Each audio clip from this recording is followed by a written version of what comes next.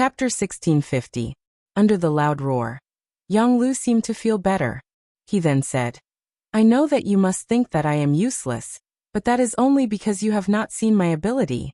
Now the Southern Ming Emperor thinks highly of me, and is willing to make me the new Bugnam of Gojoseon. As the saying goes, a gentleman will die for his friends. If you were me, what would you do? Ah. This sentence was not only directed at Yang Qindong, but also at Yang Yang and the others. It was as if he was trying to absolve himself. When a person chose the path of betrayal, it was impossible to say that his heart did not suffer. Thus, they needed to find a reasonable excuse for themselves. This way, their conscience would at least feel better. Yang Lu was currently looking for an excuse for himself. Moreover, he was saying it in a dignified manner. As for whether or not he could convince others, he did not know. However, after saying this, his heart felt much better. After Yang Lu shouted, Chao Jixiang immediately said, That's right. Yang Shunming abandoned the dark for the light, and placed righteousness before family. He is a model of a loyal official. For this, the emperor has already issued an imperial edict. He ordered us to capture the traitor Yang Qindong and appoint him as the new Bugnam of Gojoseon, to command all matters big and small in Yangxia. Using this opportunity, a golden imperial edict appeared in Chao Jixiang's right hand. He took it out and read in front of everyone, By the will of the heavens, the emperor decrees. The following content was exactly what Chao Jixiang had said. At this moment, Yang Yang, Ba Daojiang, and the black cavalry all looked at Yang Lu, who was kneeling on the ground to receive the imperial edict, with eyes that could kill. It is still the same sentence. If looks could kill, Yang Lu would have been cut into pieces. Minister Yang Shunming thanks the emperor for his grace. Long live the emperor. After Chao Jixiang finished reading, Yang Lu stretched out his hands to receive the imperial edict. Then he kowtowed 3 times to the ground.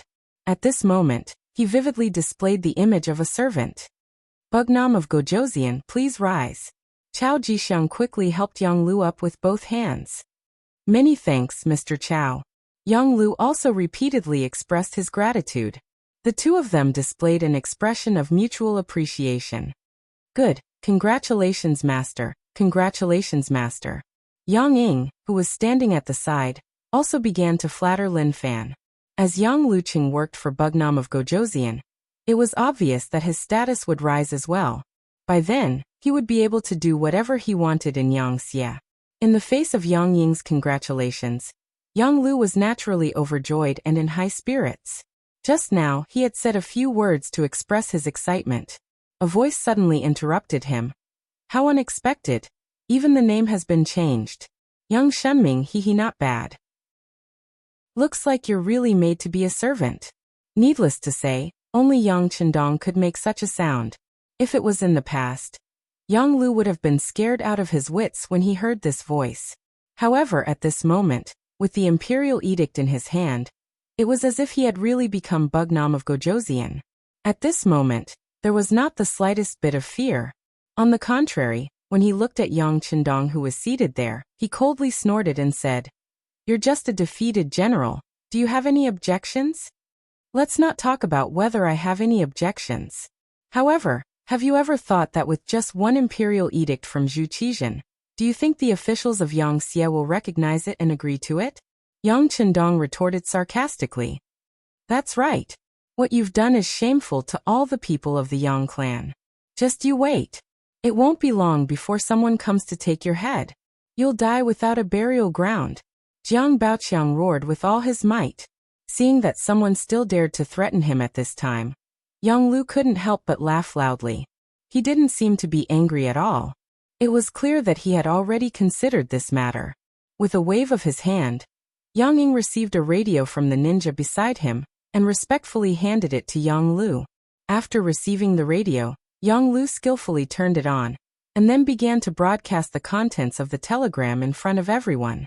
As he spoke, he also narrated the contents of the telegram. Yang Qindong has already been captured by the Southern Ming's embroidered uniform guards outside of Fuzhou Harbor. Anyone who receives this telegram is to submit a form of surrender to the Southern Ming Empire within 3 to 30 days. This way you and your family will be safe. The emperor feels that everyone is working hard for the glory of the great Ming Empire, and has only been deceived by vile people. Those who surrender are allowed to bring all their family assets and move to the capital of the southern Ming Empire. Those who do not surrender within the time limit will be regarded as traitors of the southern Ming Empire, and can be killed by anyone.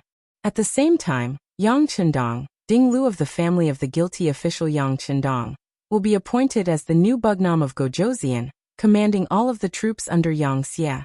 In the 34th year of the Orthodox dynasty, Zhu Qizhen of the Ying sect. After speaking, Yang Lu, who had also finished sending the telegram, turned off the radio and laughed heartily. How is it?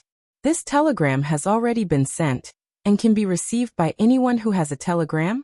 Do you think that after such a thing has happened, there will still be people coming to find trouble with this prince? Every unit's radio had their own communication codes, but once a telegram was sent, even the Yangxie's department or the army could receive it. It was easy to imagine what kind of chaos this telegram would cause after it was sent out. This was equivalent to the great Ming Empire's soldiers running to various cities and shouting that the emperor had been captured by the enemy. After the telegram was sent out, Yang Yang, Badao Jiang, and the others were naturally infuriated. They hated the fact that they were powerless right now and couldn't do anything even if they wanted to. At this time, on another level 5 battleship not far away, Telecommunications Director Wang Shan also received the telegram. Although Wang Shan was allowed to follow Yang Chendong, for safety reasons he didn't board the main ship. Wang Shan also knew that this was the biggest concession the sixth young master could make. Considering that staying on another ship would ensure his safety and control of the situation, he agreed. Now that he saw the telegram, his expression changed greatly, and he instinctively wanted to reply with a coded telegram to explain everything. However, considering Yang Chendong's previous orders, he could only suppress this thought and send out a few secret telegrams. On the main ship, Yang Lu no. Yang Shunming was looking at Yang Chendong with a smug expression. He was looking forward to seeing his former master's panicked expression. It would definitely give him a great sense of satisfaction. Unfortunately, he was destined to be disappointed. This was because Yang Chendong's expression didn't change at all. Instead, he looked at Yang Lu as if he was looking at a clown. What? Is this all you've got? Isn't this enough? Yang Shunming instinctively asked. Do you think you can overturn the heavens when you're here? Come on, you can come in. Following Yang Lu's shout, Kitamura and Yui Suzuki in their marine cold front uniform led a few jonants into the main ship. Bugnam of Gojoseon, how have you been? Do you still recognize us? Clown, you're just a loser. Yang Chendong's expression didn't change at all. Instead, it was filled with disdain, as if he was already prepared for the appearance of these two special jonants. Yang Chendong's expression didn't change, which greatly disappointed Yang Shunming. This was completely different from what he expected. He couldn't help but shout. What? At this time, you still want to be stubborn? You still want to act all high and mighty? Who are you trying to fool? That's right, you're already a prisoner. If you immediately kneel and beg my master, you might be able to suffer less. When Yang Ying saw that Yang Shunming was angry, he took half a step forward and said in a threatening manner. Oh, what do you think I am? Oh right, you're the uncleing that Emogue mentioned, right? Haha, I really underestimated you. To think that Yang Lu could get to where he is today, you must have contributed a lot, right? Let me guess, you shouldn't be as simple as Yang Lu's butler. If I'm not wrong, you should be a lackey of the Imperial Secret Service. Your real master should be this Chao Chonggong, right? Seeing Yang Ying jump out, Yang Chendong's voice was still filled with disdain. Yang Ying's expression changed constantly as Yang Chendong's words. He didn't expect that this Bugnam of Gojoseon was so powerful that he actually knew his background. However, he didn't know if there was real evidence or if it was just a casual remark. But no matter what the reason was, he couldn't let him go on. Yang Ying immediately shouted, interrupting Yang Chendong's words. What's wrong? At this time, you still want to drive a wedge between us? That's right, he's just spouting nonsense. Brother Yang, let's not talk nonsense with him. Let's cripple him first. Chao Jixiang couldn't bear it anymore. Some secrets couldn't be made public, otherwise it would affect his future plans. Shut up. Yang Shuming shouted, interrupting Chao Jixiang and Yang Chendong's words. He looked carefully at Yang Chendong and asked, "How do you know all this?" "Haha, not only do I know all this, but I also know that once something happens to me, Yang Xie will become chaotic. When he is no longer as strong as before, they will make a move on you. After all, you are a chess piece. Of course you will be thrown away." Yang Chendong laughed. This Yang Lu was really stupid. He thought that he could control his own fate, but he didn't know that he was just a puppet that had become another puppet. If Yang Chendong could think of this, Yang Lu naturally knew as well. At this moment, he realized that his own fate was never in his control. He couldn't help but turn around and stare fiercely at Yang Ying. When he noticed the murderous look in Yang Lu's eyes, Yang Ying couldn't help but take 2 steps back. With a nervous expression he said, "Master, I am already loyal to you. Don't listen to the instigation of this lowly person." "Haha, loyal? How was the previous Yang Lu disloyal in front of this prince?" Yang Chendong added in a timely manner. This also made Yang Lu, who was soft-hearted, harden his heart. "Kitamura, please help me kill him. Don't worry, your country's Princess Junko will be fine. I will definitely rescue her and send her to you." Chapter 1651. Don't. Yang Ying sensed that something was amiss. His expression changed drastically, and he instinctively wanted to dodge to the side. However, a blade flashed and he realized that he could see his buttocks. Then Yang Ying, whose head had been chopped off, fell to the ground. He was as dead as a doornail. "Not bad, you're ruthless." Looking at Yang Lu's performance, Yang Chendong praised him. After dealing with Yang Ying, Yang Lu turned to look at Chao Jixiang. Chao Jixiang's face was pale. He was clearly frightened. "Chao Jixiang, I hope this is an accident. I hope there will be a next time." Yang Lu thought for a while, and decided not to act. After all, he couldn't leave the support of the Southern Ming Empire. Naturally, he couldn't just kill Chao Jixiang. Chao Jixiang, whose expression had changed drastically and even wanted to shout for Wen Jing to rush in, could not help but let out a long sigh of relief. He knew that this was not because the other party had let go of his plot against him, but because no one could leave each other now. He said gratefully, "Thank you for not killing me, Your Majesty." Chao Jixiang's attitude made Yang Lu very satisfied. He nodded his head lightly and accepted this gratitude. Then he turned his gaze and looked at Yang Chendong, who was sitting there. Yang Chendong didn't even move a finger. With just a few words, he killed his most trusted butler. It had to be said that just thinking about this method alone was enough to make one feel shocked. It was precisely because of this that this person absolutely could not be left alive.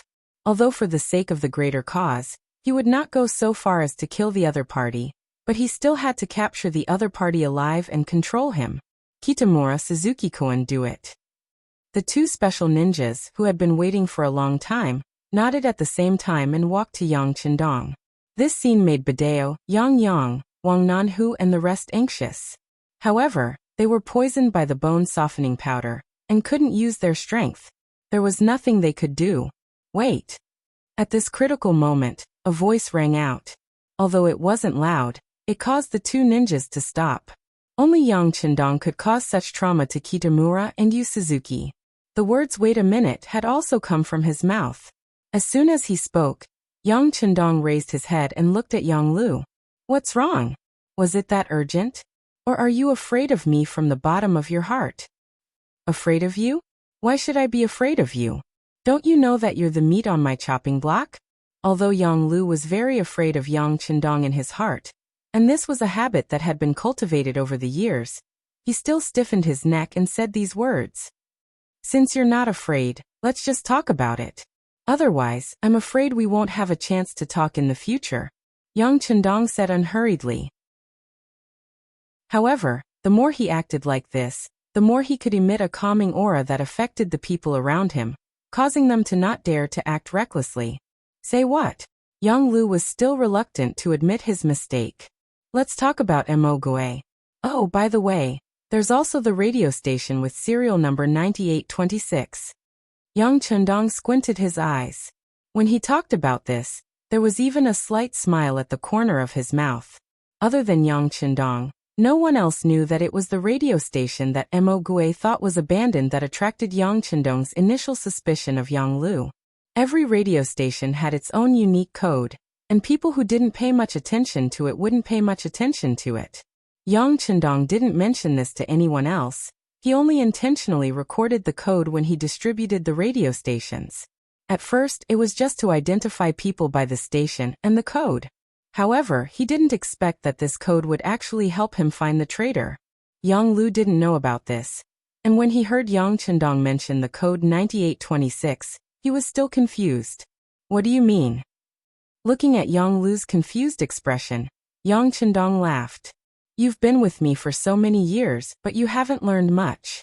Alright, then I'll tell you. Every radio station has its own unique code, and Mo Gue's code was 9826. When I brought people to attack the 3 provinces, Mo Gue saw that he had no chance of winning, so he committed suicide and buried the radio station. What he didn't know was that even though he destroyed 80% of the radio station, the code was still clear, so Yang Chendong deliberately dragged out his words, and as expected, Yang Lu's expression changed. He exclaimed, "So you secretly investigated this radio station, and found out that it was me?" "That's right." Yang Chendong looked at Yang Lu approvingly.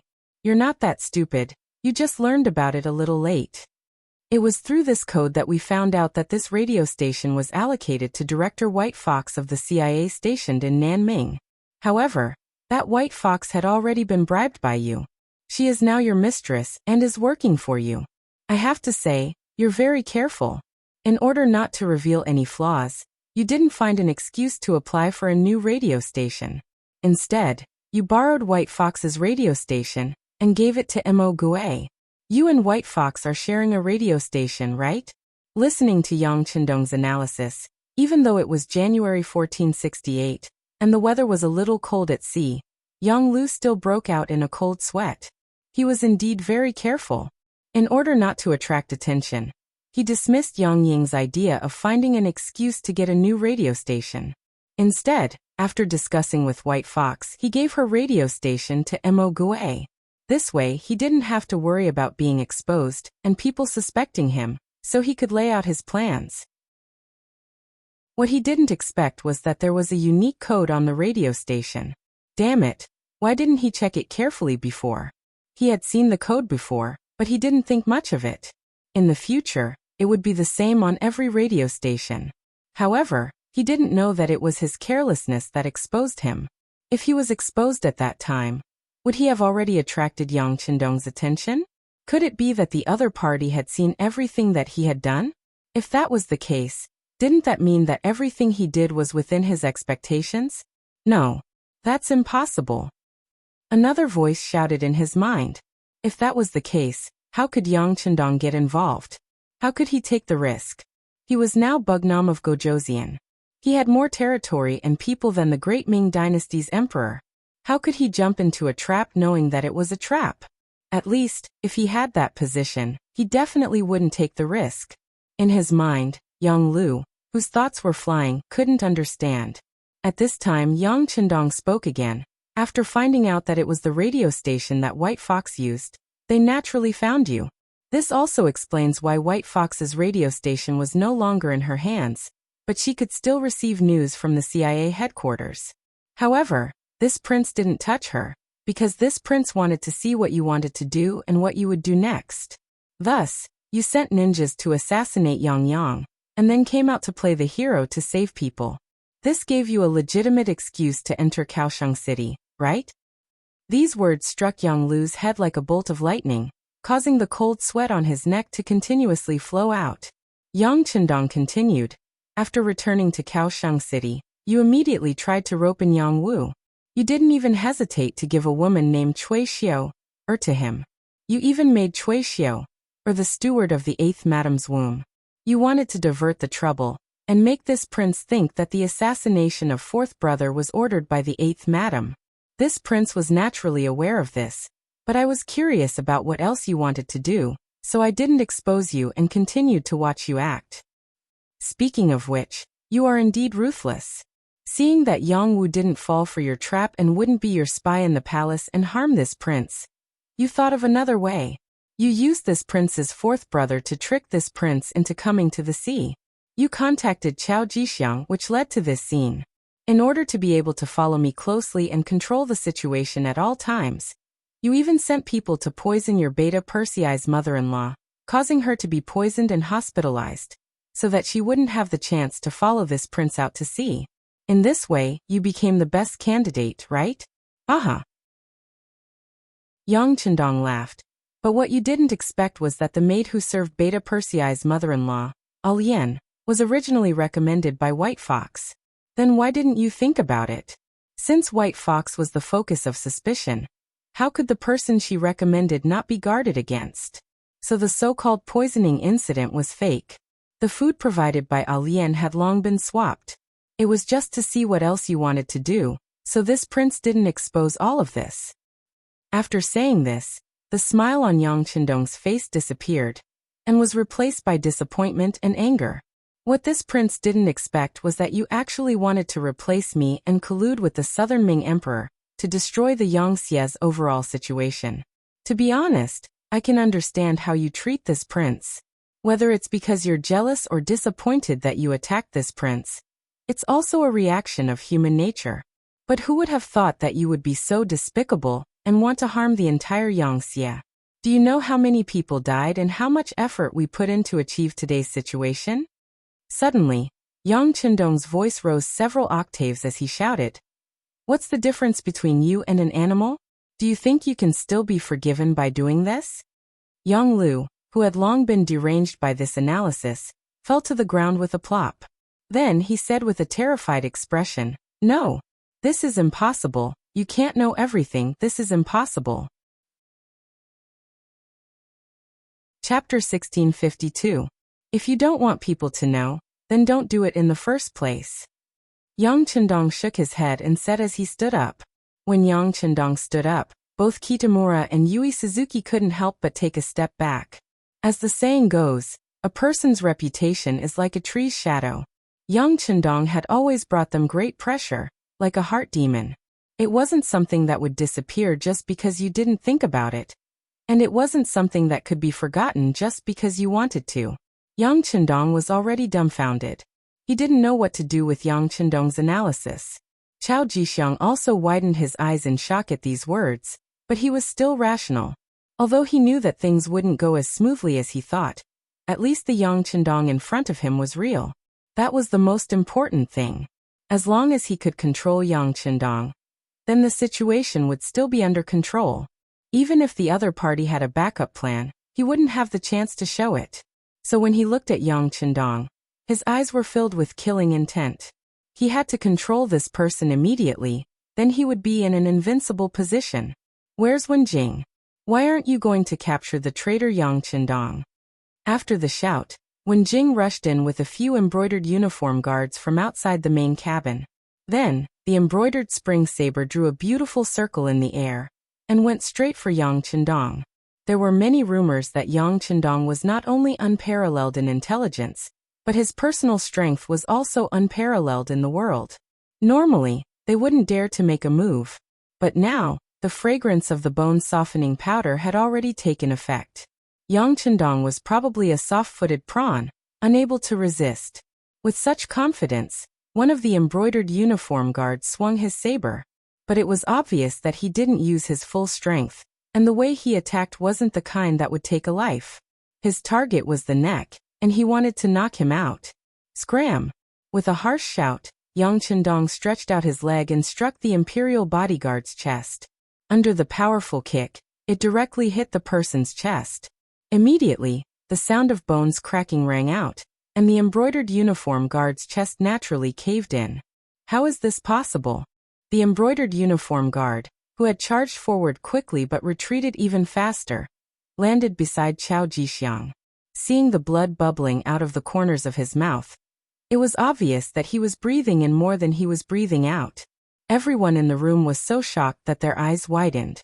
Shouldn't he have been poisoned by the bone-softening powder? But why was nothing wrong with him? No one knew that Yang Chendong's biggest secret was in the big warehouse. It was just a bone-softening powder. When he felt it, It was led into the big warehouse and completely digested. How could it be a threat to him? It was because of the big warehouse that Yang Qindong dared to enter the tiger's den with a fearless face. The reason why he didn't make a move immediately was because he was waiting for the Wolf Fang Special Forces to make a move.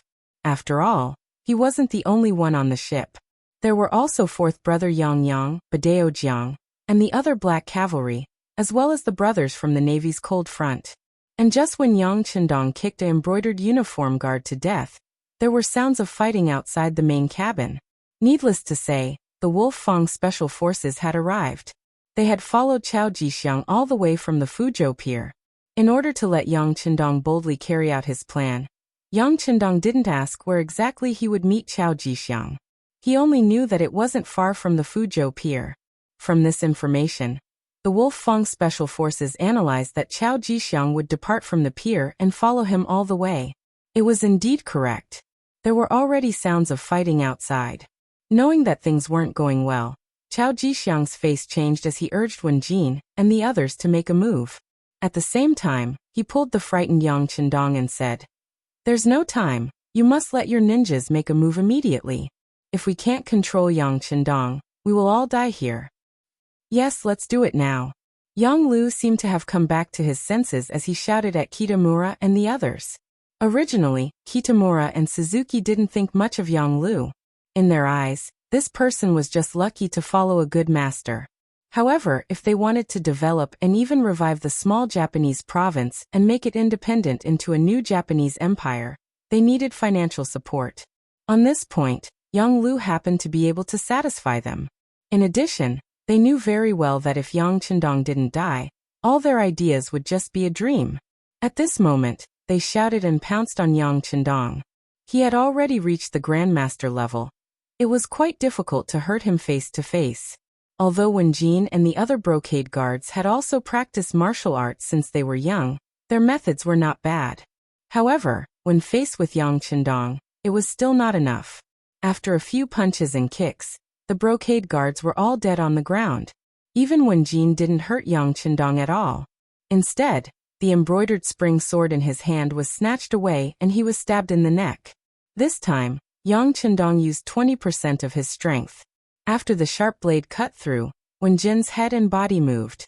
A headless body fell at Chao Jixiang's feet, scaring him and making him jump and scream. Although it was true that he was the factory manager of the Southern Ming Brocade Guards, and had killed countless people in his hands. However, that was based on the fact that he was strong and the other party was weak. If they were to talk about martial arts, he was just a eunuch. Even a cold warrior could kill him 4 or 5 times. Now that he saw his trusted aide Wen Jin die in front of him, his expression changed drastically. He instinctively jumped behind Yang Lu. In the main cabin, the death of Wen Jin and the others did not end the battle. When Kitamura and Suzuki Wei rushed towards Yang Qindong from left and right, this was the most exciting part. The blades of 2 ninja swords slashed from left and right, carrying a threatening killing intent. Those who didn't have enough eyes could only see the flash of the blades. As expected of special ninja, their foundation was very good and their strength was not bad. In addition, they didn't have to worry about food and drink in the past few years. As long as they trained wholeheartedly, not only did they recover from their original injuries, but their own strength had also become stronger. Now that the two of them were working together, they had a lot of momentum. The blades flashed, without the slightest bit of fanciness. The first thing they did was to take a person's life. Obviously, they didn't want to capture Yang Qindong alive at all, but to kill him. The 2 blades slashed from left and right, suddenly changing from a slash to a slash. The change in the path was so fast that Amadeo Jiang and the others who were lying on the ground couldn't help but cry out in alarm. Yang Qindong was already prepared to fight back. Although the attacks of the 2 special ninjas were sharp, they weren't really in his eyes. After all, he was already prepared. What he didn't expect was that the other party would change their moves midway, which made his original preparations useless. Seeing that the blade was about to pass through his body, bringing along a piece of flesh and blood, at the critical moment of life and death, Yang Qindong suddenly turned sideways and at the same time pulled in his abdomen. In the next moment, only a pie sound was heard, The ninja blade had already cut open the green robe in front of his body. Meng Fei's blade was almost close to the skin of his abdomen, and he could even feel the coldness of the blade. At the last moment, Yang Chendong relied on his nimble footwork to dodge this fatal blade. Taking advantage of the moment when Kitamura's attack was about to end, he raised his leg and kicked out. As soon as the kick came out, the wind blew. As the saying goes, one can know the power from the sound. Just from the momentum of this kick, one could tell how powerful it was. Kitamura, who was the target of the attack, felt the immense pressure, and with a cry of surprise he retreated. On the other side, Suzuki Yui, seeing her brother being threatened, wasn't willing to let it go.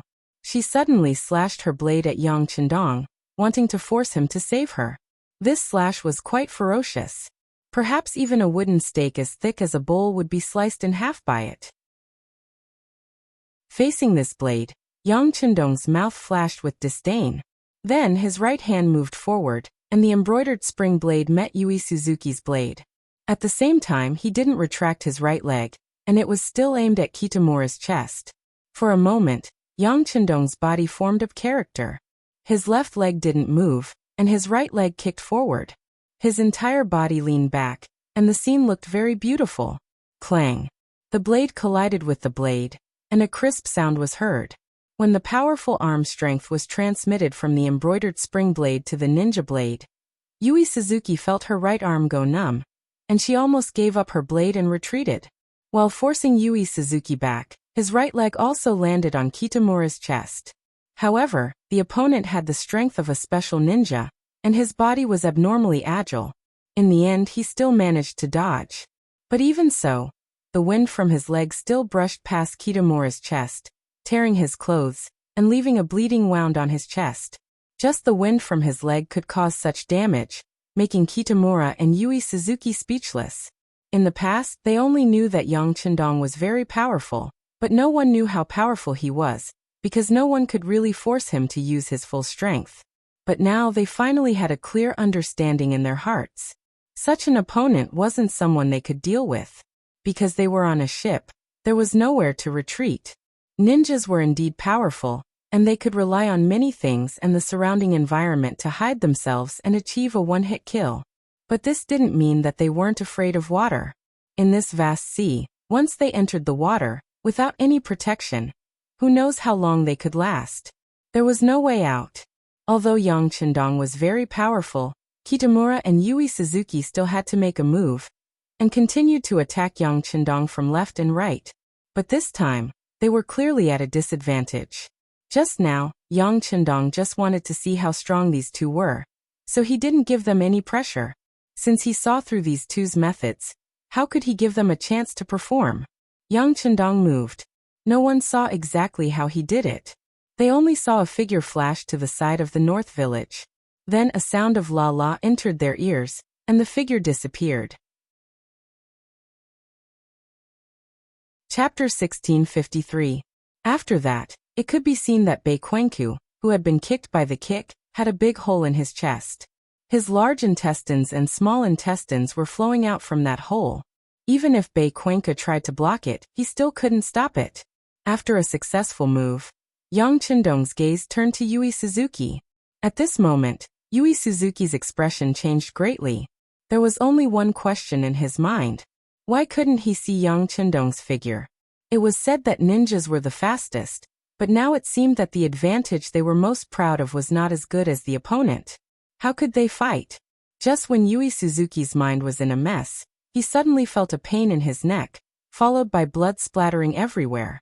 The ninja sword in his hand fell to the ground, and he instinctively raised his hands to block the wound on his neck. However, he couldn't do it, and could only let the blood flow out. In the end, he fell to the ground with a plop and soon died.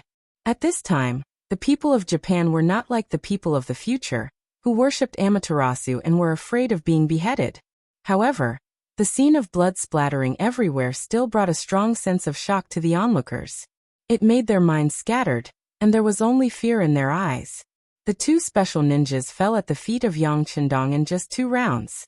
Whether it was Yang Lu or Chao Jixiang, they realized that they were wrong at this moment. They were very wrong because they didn't know how strong their opponent was.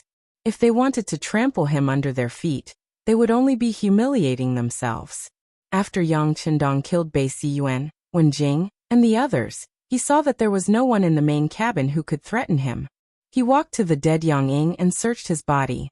He found the antidote in the porcelain bottle, and threw it to Ba Daojiang, who was lying on the ground. When he stood up, the sound of gunfire could be heard from outside the cabin. Needless to say, it was the Wolf Fong Special Forces who were slaughtering. The ninjas outside were not easy to deal with, especially in the dark. Even the special forces would have to pay a price if they wanted to take care of him. However, it was daytime, and with firearms in hand, those people were no longer a threat. After Ba Daojiang and the other black cavalry soldiers took the antidote, they immediately felt their strength return. They quickly got up and tied Yang Lu and Chao Jixiang up tightly. Yang stepped forward and punched and kicked Chao Jixiang, causing him to repeatedly beg for mercy. Yang Lu, on the other hand, was very unyielding and did not make a sound. This result was completely out of his expectations. It was originally a flawless plan, but who would have thought that Yang Chendong would have seen through it long ago? He was just waiting for Yang Chendong to use all his trump cards, and then he would be caught in one fell swoop. Thinking that everything was over, and that it would be difficult for him to even die, Yang Lu could no longer see any hope in life. Even if Yang was kicking him, he didn't seem to feel any pain. Sixth young master, everything outside has been settled. The captain of the Wolf Fong division, Tai Hu, came out of the main cabin with a murderous aura. When he saw Yang Chendong standing there as if nothing had happened, he couldn't help but let out a sigh of relief. Then he reported the situation outside. Very good. Yang Chendong looked at Tai Hu and smiled. At this moment, the captain of the Wolf Fong division, Skinny Monkey, suddenly walked over with a frightened expression on his face. Sixth young master, things are not good. There are many ships north of us. I don't know if they are coming for us. Not at all, not at all. Yang Lu, who looked like he was about to be captured, suddenly came back to life. He actually broke free from the black cavalry and rushed to the window of the main cabin. When he saw that there were countless black dots in the distant sea, he couldn't help but laugh wildly. Ha ha ha, ha ha ha. God has eyes. Do you see, those are the naval forces of the Japanese Empire. They are coming, they are coming. That's right, those are the naval forces of the Japanese Empire. General Kuroda must have arrived. Unknowingly, Chao Jixiang also squeezed over. Then the two of them cheered as if they saw the hope of rebirth. Then Yang Lu suddenly turned around and looked at the crowd. Do you see, those are the naval forces of the Japanese Empire. There are 50,000 of them. They are here to capture you. How about this? Let me go immediately and I can still save your lives. Otherwise what? A mere 50,000 naval forces dare to be arrogant in front of this king? Look carefully, who else is beside them? Yang Chendong snorted. At this time, Yang Lu still dared to be so arrogant, and even dared to threaten him. This made him very angry. After all, being betrayed by the most trusted person, this kind of feeling was hard to accept. When Yang Chendong said this, the others couldn't help but look at the battlefield. Then they noticed that there were more black dots in the periphery of the black dots. Then, the sound of cannons sounded. Flames appeared on the distant horizon. That was the reflection of the sinking of the warships. Needless to say, Nie Tong led the Navy's Cold Vanguard Division to attack. They were riding on a level 6 warship. Not only was the warship faster, but it was also equipped with more cannons. It was easy to deal with the 50,000 naval forces that could only fire solid bullets. With a bang, Yang Lu fell to the ground. At this moment he finally understood that all his plans were within Yang Chendong's calculations. This time he completely failed. Chao Jixiang was not any better. He sat on the ground with a thump. His face was also ugly. Right now he was not only worried about his own safety, but also about the negative impact this incident would have on the southern Ming Empire. Bugnam of Gojoseon, Yang Chendong, would not let this matter go and attack the southern Ming Empire? Yang Chendong watched as the Japanese ships sunk one after another. His gaze was calm. To be honest, he didn't know that Kuroda, who had escaped for many years, would appear. He instinctively thought that Yang Lu and Qiao Jixiang would have other means, so he made the corresponding preparations. He didn't expect that he would hit the jackpot. This was good, as another problem was solved. Yang Chendong didn't need to worry about the distant naval battle. Just like the Army's 1st Cold Vanguard Division was the Army's teaching team, the Navy's 1st Cold Vanguard Division was also the teaching team of the Navy. They were all left behind to protect the safety of Kiosk City. The only difference was that the 1st Cold Vanguard Division had a more important mission, and that was to not allow any ships from other powers to approach Kiosk City's port without permission. They didn't even let him get close to them. How powerful was this naval force? If they couldn't even deal with the Japanese who had already lost their homes, then they might as well retire and go home to raise their children. In a short while, the other 2 ships had also approached the main ship. Wang Shan led the Black Cavalry and the Cold Vanguard Division onto the main ship. Yang Chendong only glanced at Wang Shan. When he saw the other party nod at him, he knew that the necessary arrangements had been made. He then turned to look at the battalion commander, Wang Nanhu, who was being held down by the Black Cavalry. Speak. What exactly did Yang Lu have on you that made you cooperate with him so much? Your Majesty, I really don't know about brother Yang Lu. No, Yang Lu will rebel. However, he does have something on me. My real name is Wang Hunan. I was sent to Yangxia by the Southern Ming Dynasty in the early days. Wang Nanhu was very straightforward and explained everything that had happened to him from the beginning to the end. Then he said, everything happened because I didn't recognize people properly. Also, I have a problem with myself. It has nothing to do with my brothers. Please punish me, Your Majesty. I am willing to commit suicide as an apology. Wang Nanhu didn't have any intention of harming Yang Chendong. Otherwise, he wouldn't have been drugged by the Tendon's powder. However, he had done something wrong and his background wasn't clean. Therefore, Yang Chendong couldn't let him continue to hold an important position.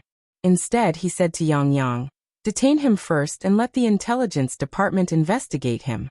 Also, see if there are any more people like him in the army. The Cold Vanguard Division is our foundation. We can't let anything happen to it. Otherwise, it would be fatal. Yes, 6th young master, Ba Daojiang quickly replied.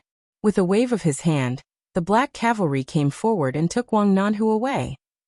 At the same time, in the Southern Ming Dynasty's Yingtianfu district, a group of people was quickly gathering at a small shop selling rouge.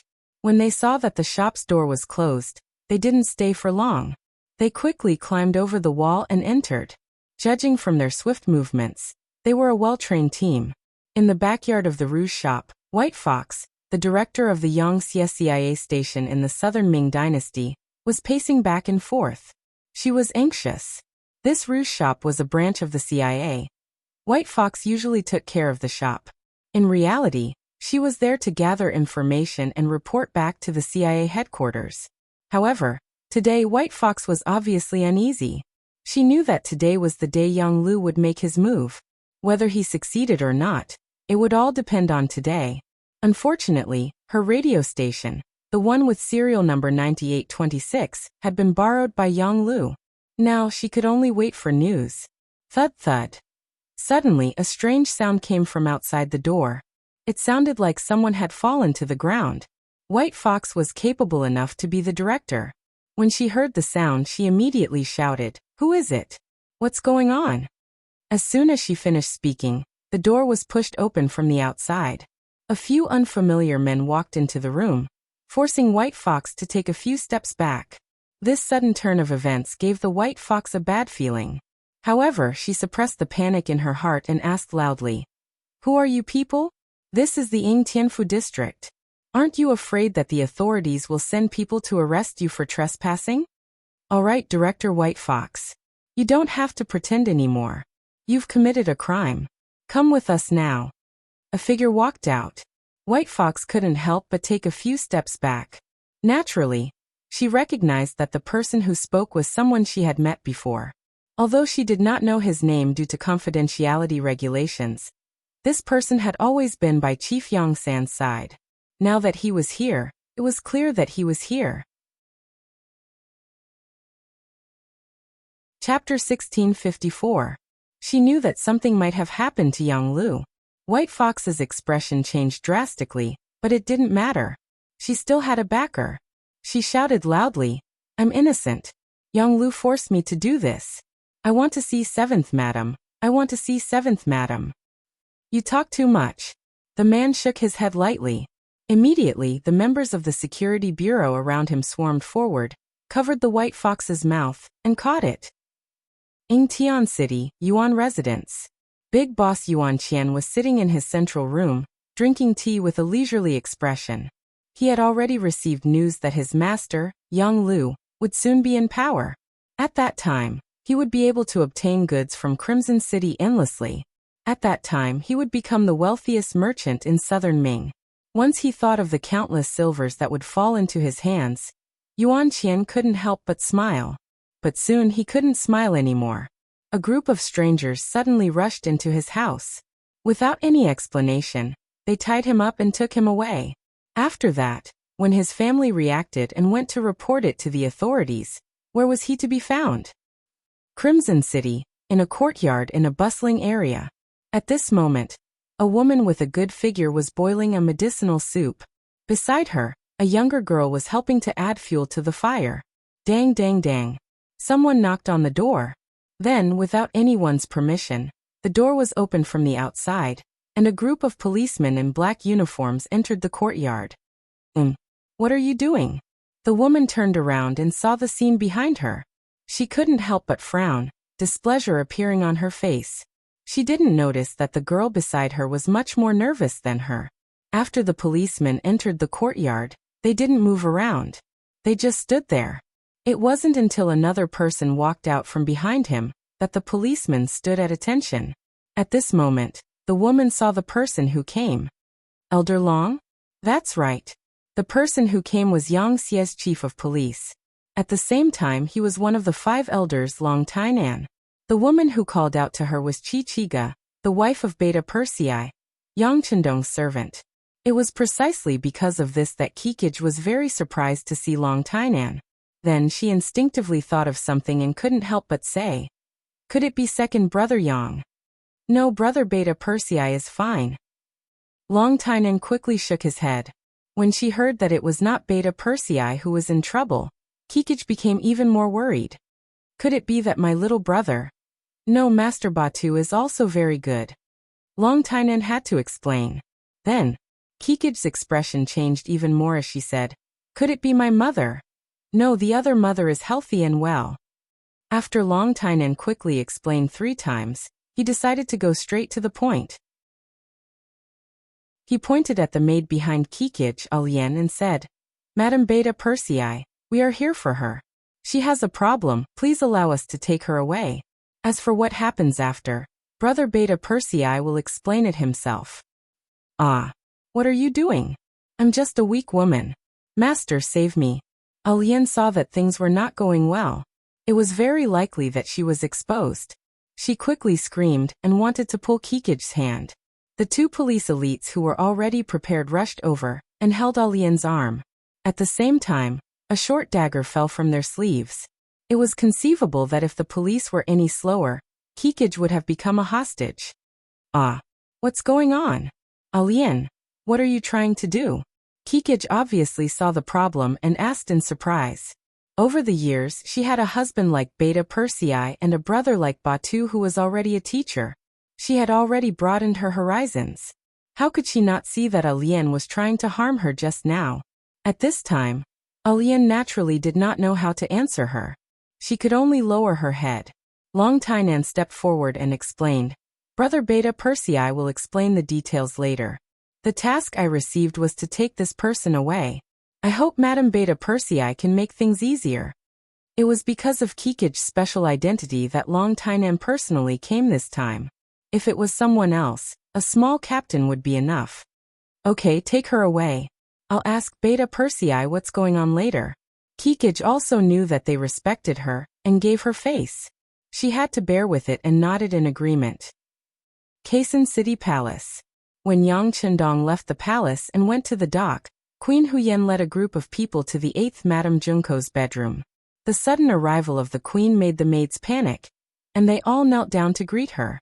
8th Madame Junko also came out with little Yang Xian to greet her. Good sister, please get up. You have been wronged.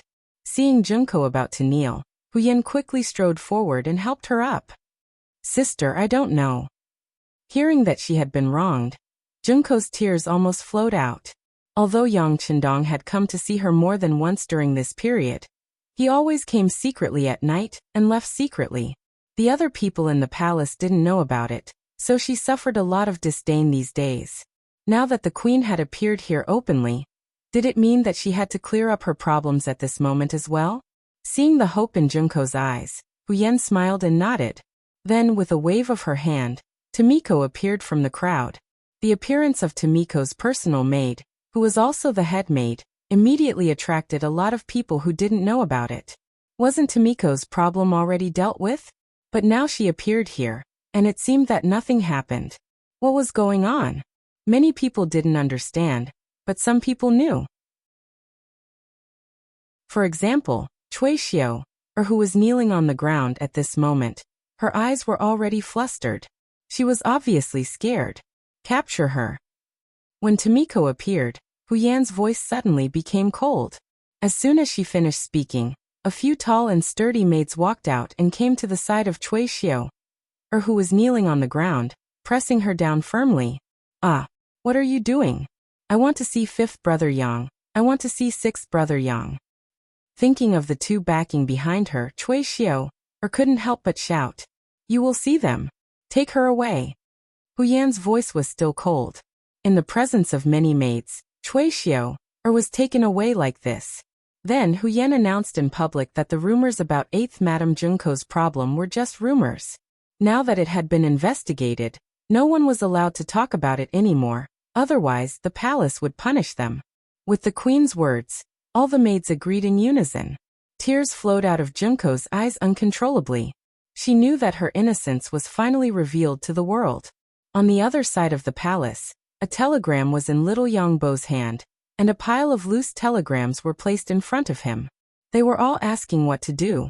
Yu Qian, Luan Xiaoqin, Shen Yu Wu Qian, Long Tainan, who had just returned from a mission, and the only military member left in Kikian City, Lung Song, all stood in front of little Yang Bo. Everyone looked very nervous. The coded telegram sent by Yang Lu had now spread to all the Yangxia units and departments with radio stations. Because of this, it caused a huge commotion, especially the army. Now all the provinces, regions and forces under the Yangxia had sent telegrams, asking what was going on. Did something really happen to Bugnam of Gojoseon and so on? The 5 elders also didn't know where Yang Chendong went. They only knew that Bugnam of Gojoseon was no longer in the city after receiving the telegram. After discussing with each other, they came to the palace to see the eldest son, who was also Yang Chendong's designated successor, Yang Bo, to find out what to do. Yang Bo held the coded telegram in his hand, and the words that his father, Yang Chendong, said to him the last time they met appeared in his mind. If you think it's right, just do it. Thinking about Yang Chendong's words, Yang Bo suddenly seemed to have gained confidence. His eyes suddenly opened wide and he asked, How's the situation in Kikian City now? Answering the prince's question, everything is fine. With us here, there won't be any problems. But as time goes by, the one who answered him was the most senior, Yu Qian. It was obvious that they could use their prestige to suppress the situation for a short period of time, but if something really happened to Yang Chendong, then it would be hard to say. What about the army? This time, Yang Bo looked at the only member at home, Lung Song. Lung Song, who had been promoted to first-rank general, immediately saluted and answered, The soldiers in Kikian City are fine. Although there are some emotions, they are stable. But many generals outside have sent telegrams, asking what's going on.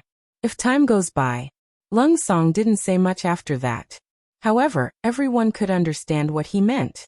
The army wasn't like the army. There was a saying, when a general is outside he can't give orders. If Yang Chendong wasn't prepared and something happened to him, then the other forces would inevitably try to rope him in. Some ambitious generals might even reveal their confidence. If that was the case, then who knows what would happen. Yang Bo nodded after hearing this. Although he was only 11 years old, his experience since young made him more mature than his peers. Not to mention, when he was free, Yang Chendong would bring him to deal with all kinds of things.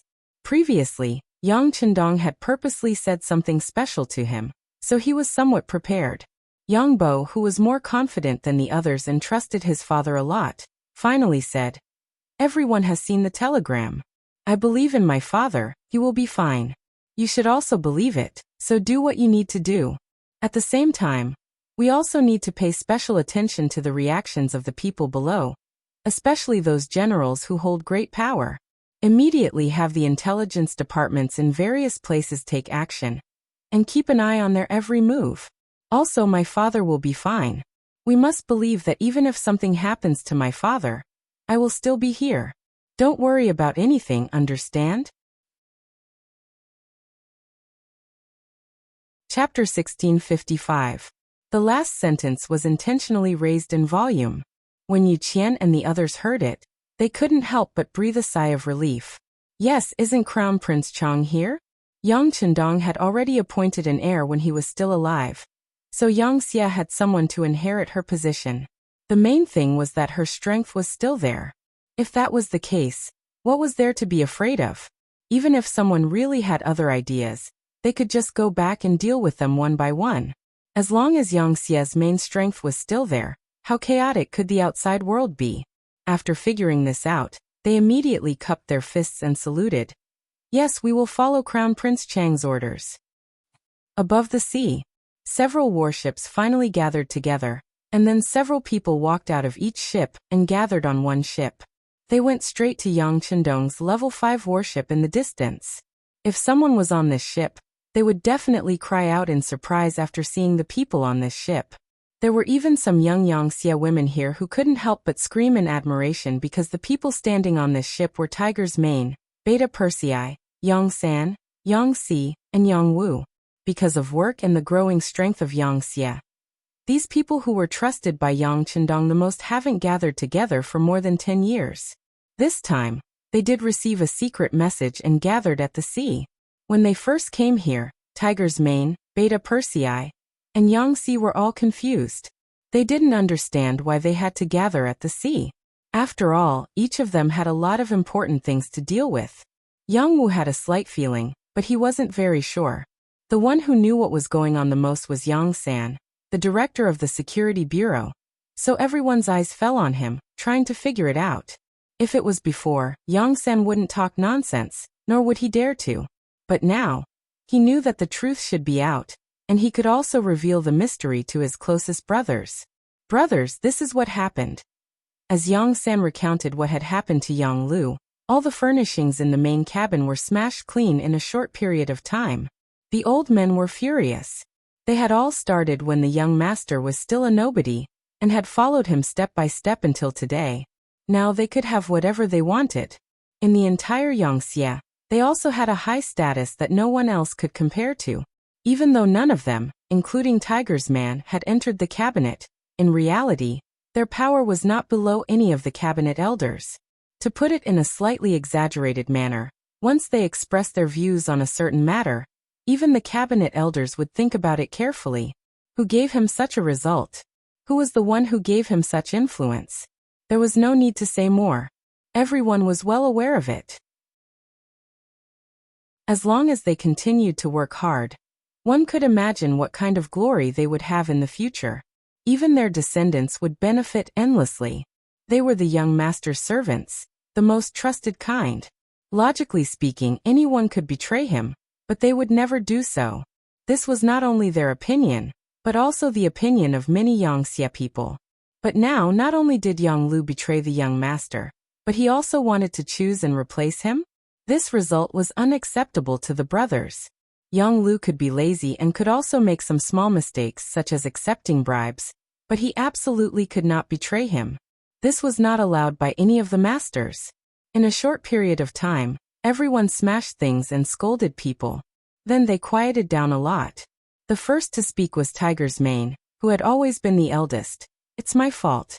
We've been too good to Yang Lu. The last time he made a mistake in the first city, I even pleaded for mercy on his behalf. As a result, he became bold and unscrupulous. When Beta Persei saw that his eldest brother had admitted his mistake, he immediately said, "I'm also responsible for this matter. I also pleaded for mercy back then. I thought that since we're all brothers, I would definitely help if I could. But now, it seems that our indulgence has made young Lu overestimate himself.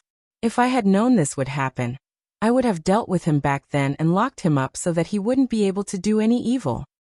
Let me remind you that it's not a matter of locking him up now. The matter is far more important than this. If the young master hadn't been prepared, I'm afraid that today would have been really dangerous.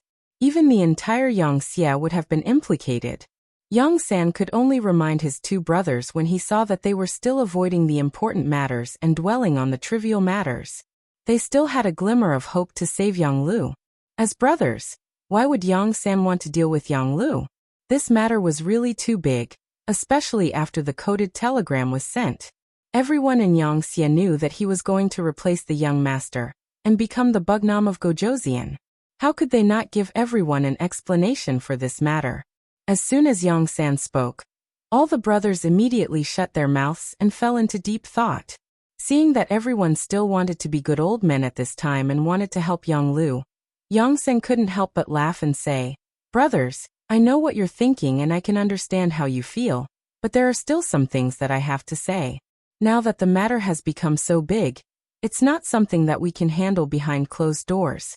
The young master has to give everyone an explanation for this matter. In other words, Yang Lu must die. This is beyond doubt and cannot be changed.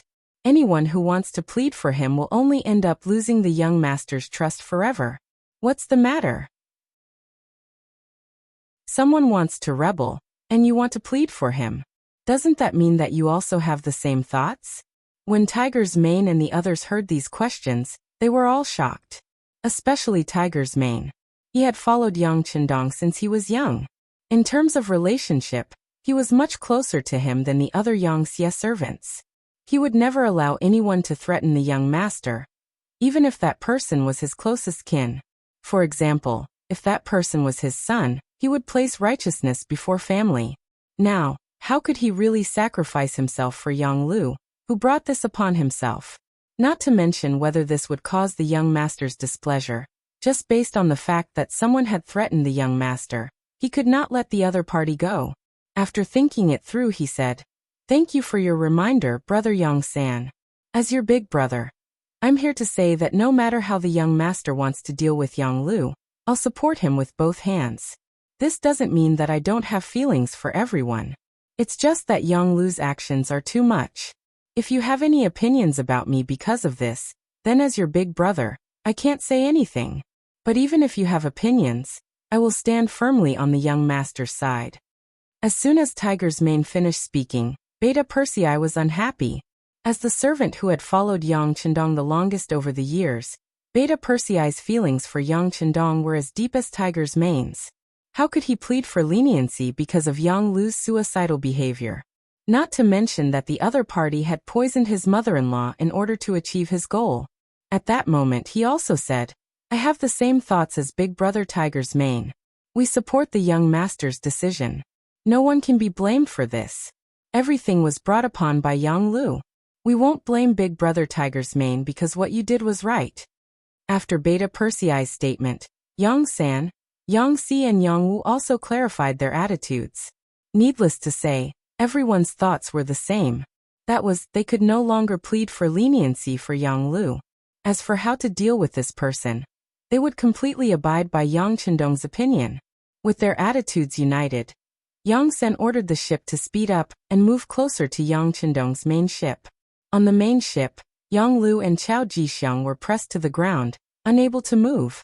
At the moment, Yang Chendong was listening to the report from the telecommunications division chief, Wang Shan. "Young master, as soon as the coded telegram was sent out, we received a lot of inquiries, but you didn't reply to any of them.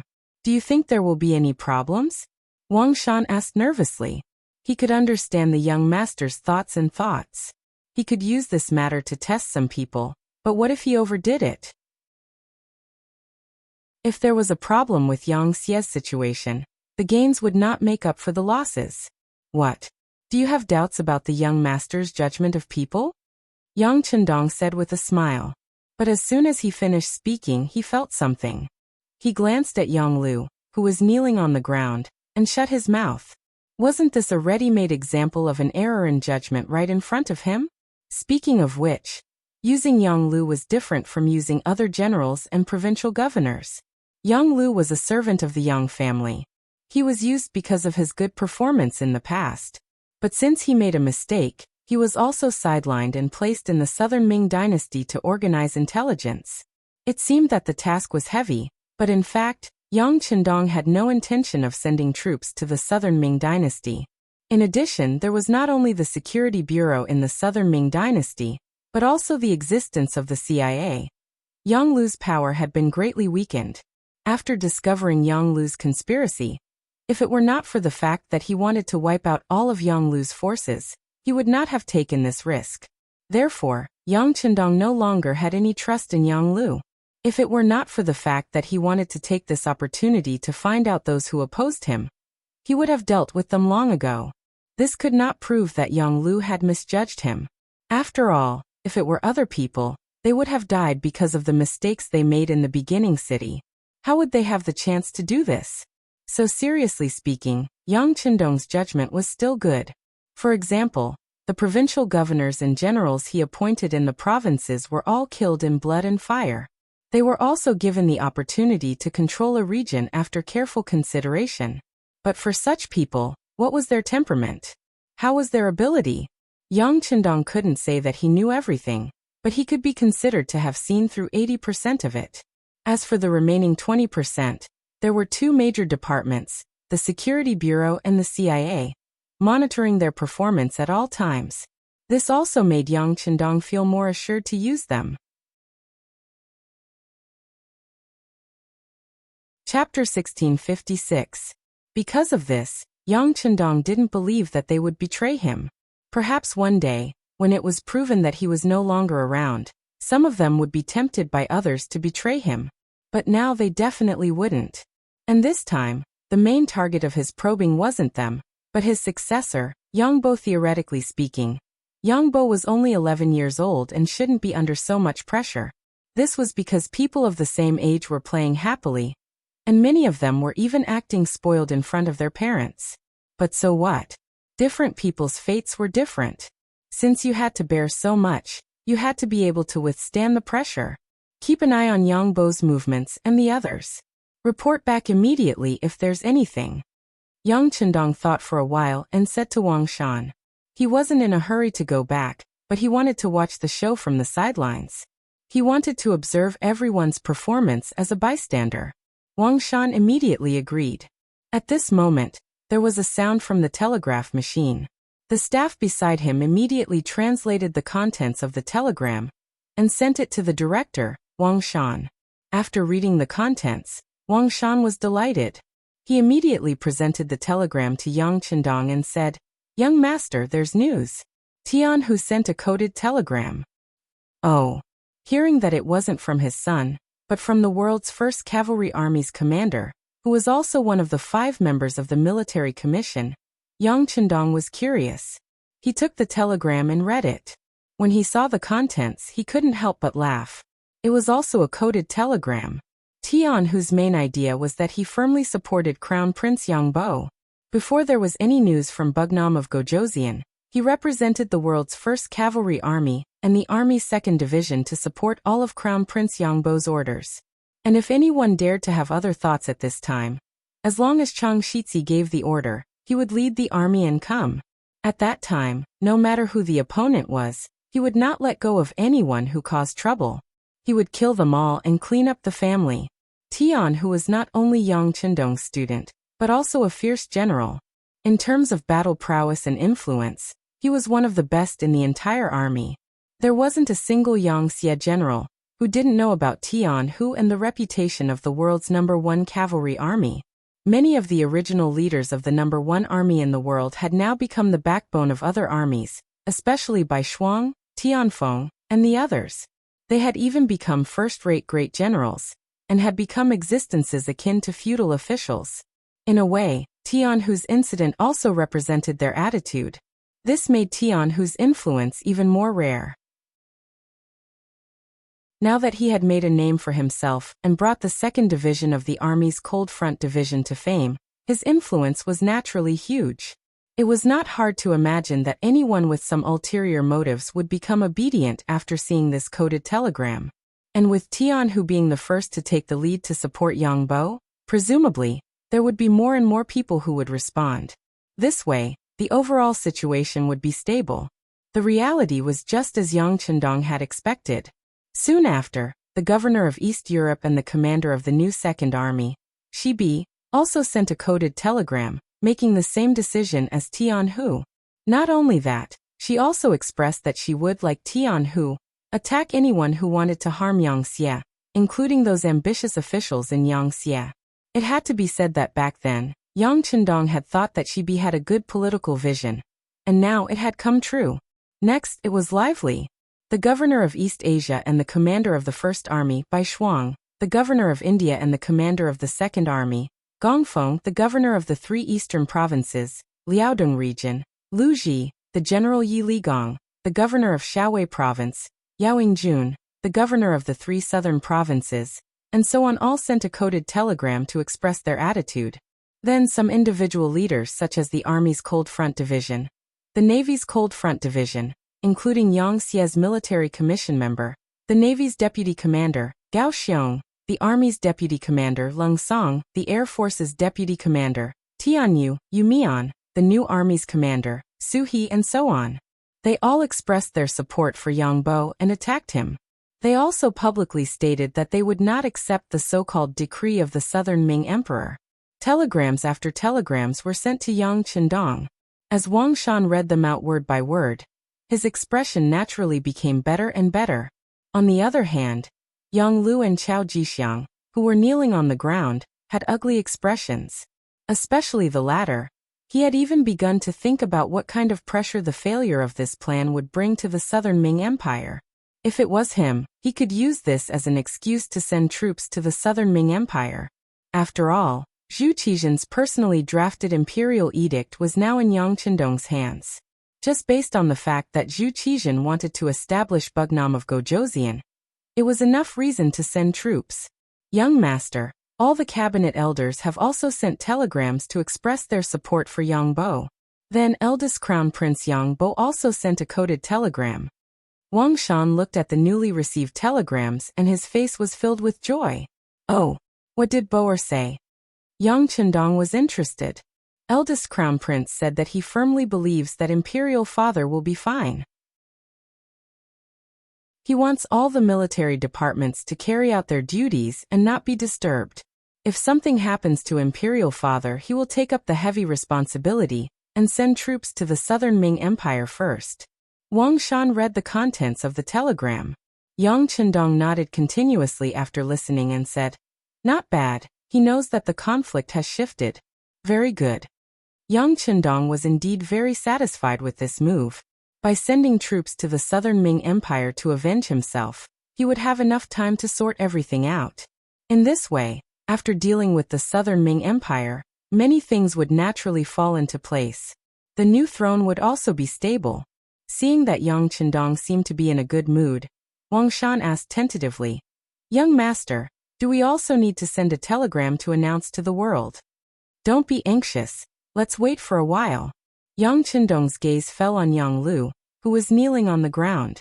The first telegram was sent by this person. Of course, the next step was to solve his problem and announce it to the world. Reporting. A black cavalry stood outside the main cabin and said loudly, "Reporting to the 6th Young Master, Tiger's Mane Beta Persei, Yang San, Yang Si, and Yang Wu's ship is approaching us. They are requesting to board the ship. Please give us your instructions." "Let them in." Yang Chendong knew that the main character had arrived and could solve Yang Lu's problem, so he nodded and said, "Let them in." "Yes, 6th Young Master. Do we need to conduct a body search on them?" The Black Knight Dragon Guard asked in a clear voice. If it was in the past, no one would ask such a question. It was not for any other reason, but because these people were the most trusted people of the 6th Young Master.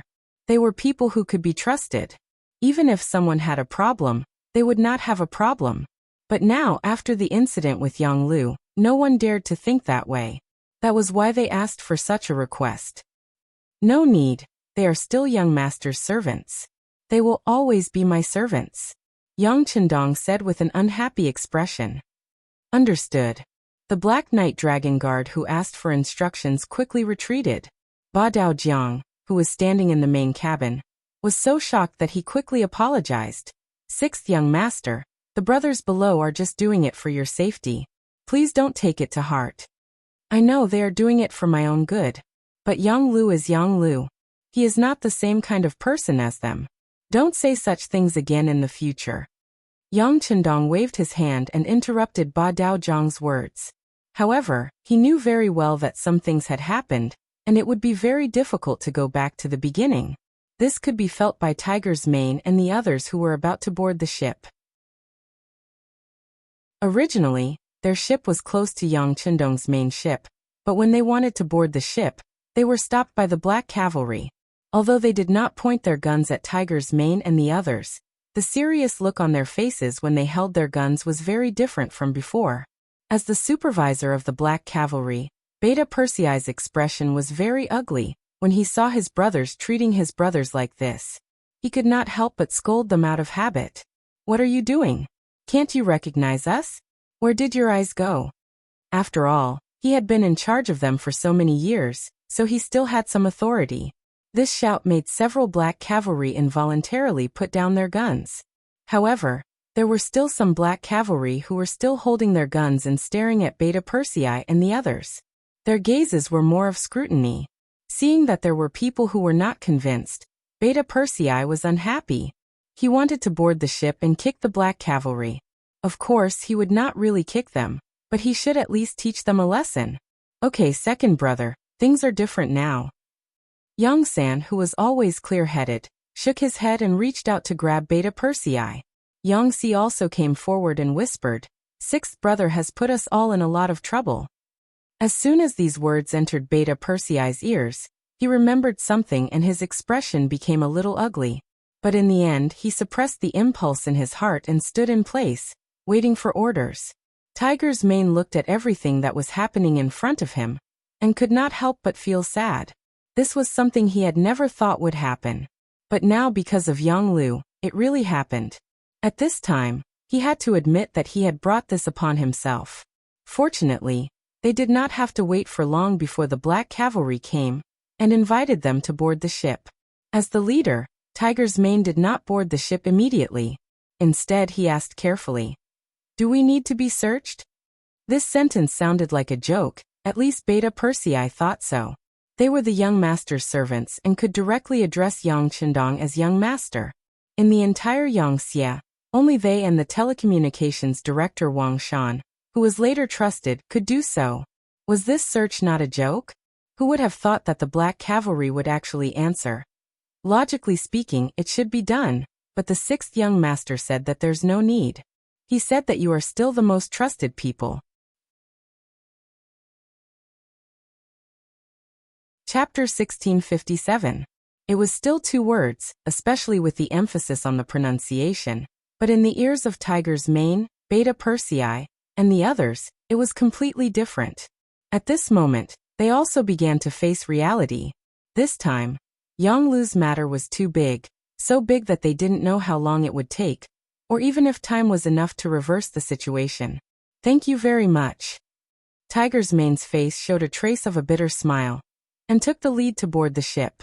As they boarded the ship, they quickly found that whether it was the Black Cavalry or the Navy Cold Front warriors, they were all looking at them with scrutinizing eyes. Especially the members of the Langia Special Forces, they were staring at his every move. It was as if they were reminding him not to play any tricks. Otherwise, they would really make a move. In terms of individual combat power, Tiger's Mane and the others were naturally no match for the Wolf Fang Special Forces who trained hard every day. Therefore, in the face of such gazes, they were powerless to reprimand them.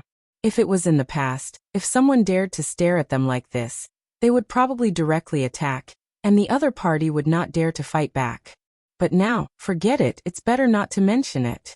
As a result, Tiger's Mane, Beta Persei, and the others were also filled with anger in their hearts. Of course, this anger was not directed at Yang Qindong, and they did not dare to. Instead, it was directed at Yang Lu. Outside the main cabin, Tiger's Mane and the others stepped forward, ignoring the scrutinizing eyes of the other soldiers around them. The 5 of them all knelt on the ground and shouted towards the main cabin. "Young master, we sinners are here. Please enlighten us, young master. Come in." Yang Qindong naturally noticed the actions of Tiger's Mane and the others and could not help but sigh. Yang Lu's matter should not be blamed on these people, but in order to prevent such a thing from happening again, it was necessary to use this matter to warn them. None of them stood up because Yang Qindong didn't allow them to. Therefore, Tiger's Mane's group of 5 kneeled as they entered the main cabin. Then they knelt in front of Yang Qindong. "Now that you know what happened, I'll leave Yang Lu to you. As for how you want to deal with him, come up with a plan. You have to announce it to the world later. Do you understand?" Yang Qindong waved his hand after saying this. Now that things had come to this, he wanted to see how Tiger's Man and the others would deal with this matter. If they still wanted to protect Yang Lu like they did in the first city, then these people could not be used. At least, they could not be put in an important position. It was impossible for a superior to not have the heart to kill decisively. With such a character, sooner or later, she would be used by others and would threaten the master's safety. Still kneeling, Tiger's Mane's group of 5 dragged the tied-up Yang Lu out of the main cabin. The 6 brothers gathered together in the side cabin. As soon as they entered the side cabin, Beta Persei was the first to stand up. He raised his leg and kicked Yang Lu's body. A stream of blood flowed from the corner of his mouth. It could be seen that the strength of this kick was not small. After Beta Persei, Yang San, Yang Si, and Yang Wu also stepped forward. After a series of punches and kicks, Yang Lu knelt on the ground and kept wailing. He shouted loudly, "Brothers, don't hit him anymore. If you continue to hit him, he will die. We won't have a brother like him anymore. Who still treats you as a brother?" Beta Persei became even angrier when he heard this. He kicked him a few more times, causing Yang Lu to wail in pain again. Seeing that the brothers had beaten him up, Tiger's Mane walked forward and helped Yang Lu up. Seeing Tiger's Mane appear in front of him, Yang Lu immediately begged, Tiger's Mane, I was really confused for a moment. I was deceived by Yang Ying. He turned out to be a spy from the Southern Ming Empire. I was deceived." Looking at Yang Lu's pleading face, Tiger's Mane shook his head first and then said, "You used to be rootless duckweeds. You had no food, clothes, and a place to live. It was the young master who pitied you and took you in. He gave you glory and wealth and gave you everything. But do you really think you're that strong? Let me tell you, without the young master, you're nothing. You don't even think about repaying his kindness, and even want to kill your master. You're a complete bastard." Tiger's Mane's voice grew louder and louder. The more he spoke, the angrier he became. He raised his hand and slapped Yang Lu twice. Yang Lu's teeth flew everywhere. Yang Lu's face instantly became red and swollen like a big loaf of bread. "That's right. You're really a disgrace to us. Do you know, after this incident, how can we let the 6th young master trust us? I'm afraid we won't even be able to repay his kindness. And all of this is because of your wishful thinking. Now you still want to say that you were confused for a moment, and that you're afraid that we'll kill you. Do you know that you're destined to die? Who cares about your life?" Yang Sen walked forward and said earnestly. Then he kicked Yang Lu, who had just knelt down, to the ground. Originally, Yang Lu only had a look of regret on his face. He still had hope in his heart that with the help of these brothers he would be fine. At least his personal safety would be guaranteed. Didn't something like this happen before? Wasn't he fine? Moreover, this time he didn't cause any substantial harm to Yang Qindong. Everything could be saved. But now, after Tiger's Mane and Yang San's words, he suddenly felt that things weren't as good as he thought. He might die. He couldn't help but cry. If his hands weren't tied, he would probably hug Yang San and the others' legs and cry. However, crying wasn't the way to solve a problem when a person did something wrong. Especially when Yang Lu made such a big mistake.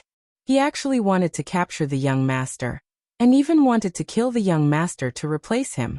This wasn't something that could be saved by others. Just like what Yang San had said before, if anyone dared to plead for Yang Lu this time, the person who pleaded for him wouldn't have a good ending. If he was in the young master's shoes, would he forgive Yang Lu's actions? Yang Lu cried, crying like a child. At this moment, he was extremely regretful. He thought about what Tiger's mane had said. In the past, they were all children who didn't have enough to eat and wandered around. They were always thinking about when they could have a warm home.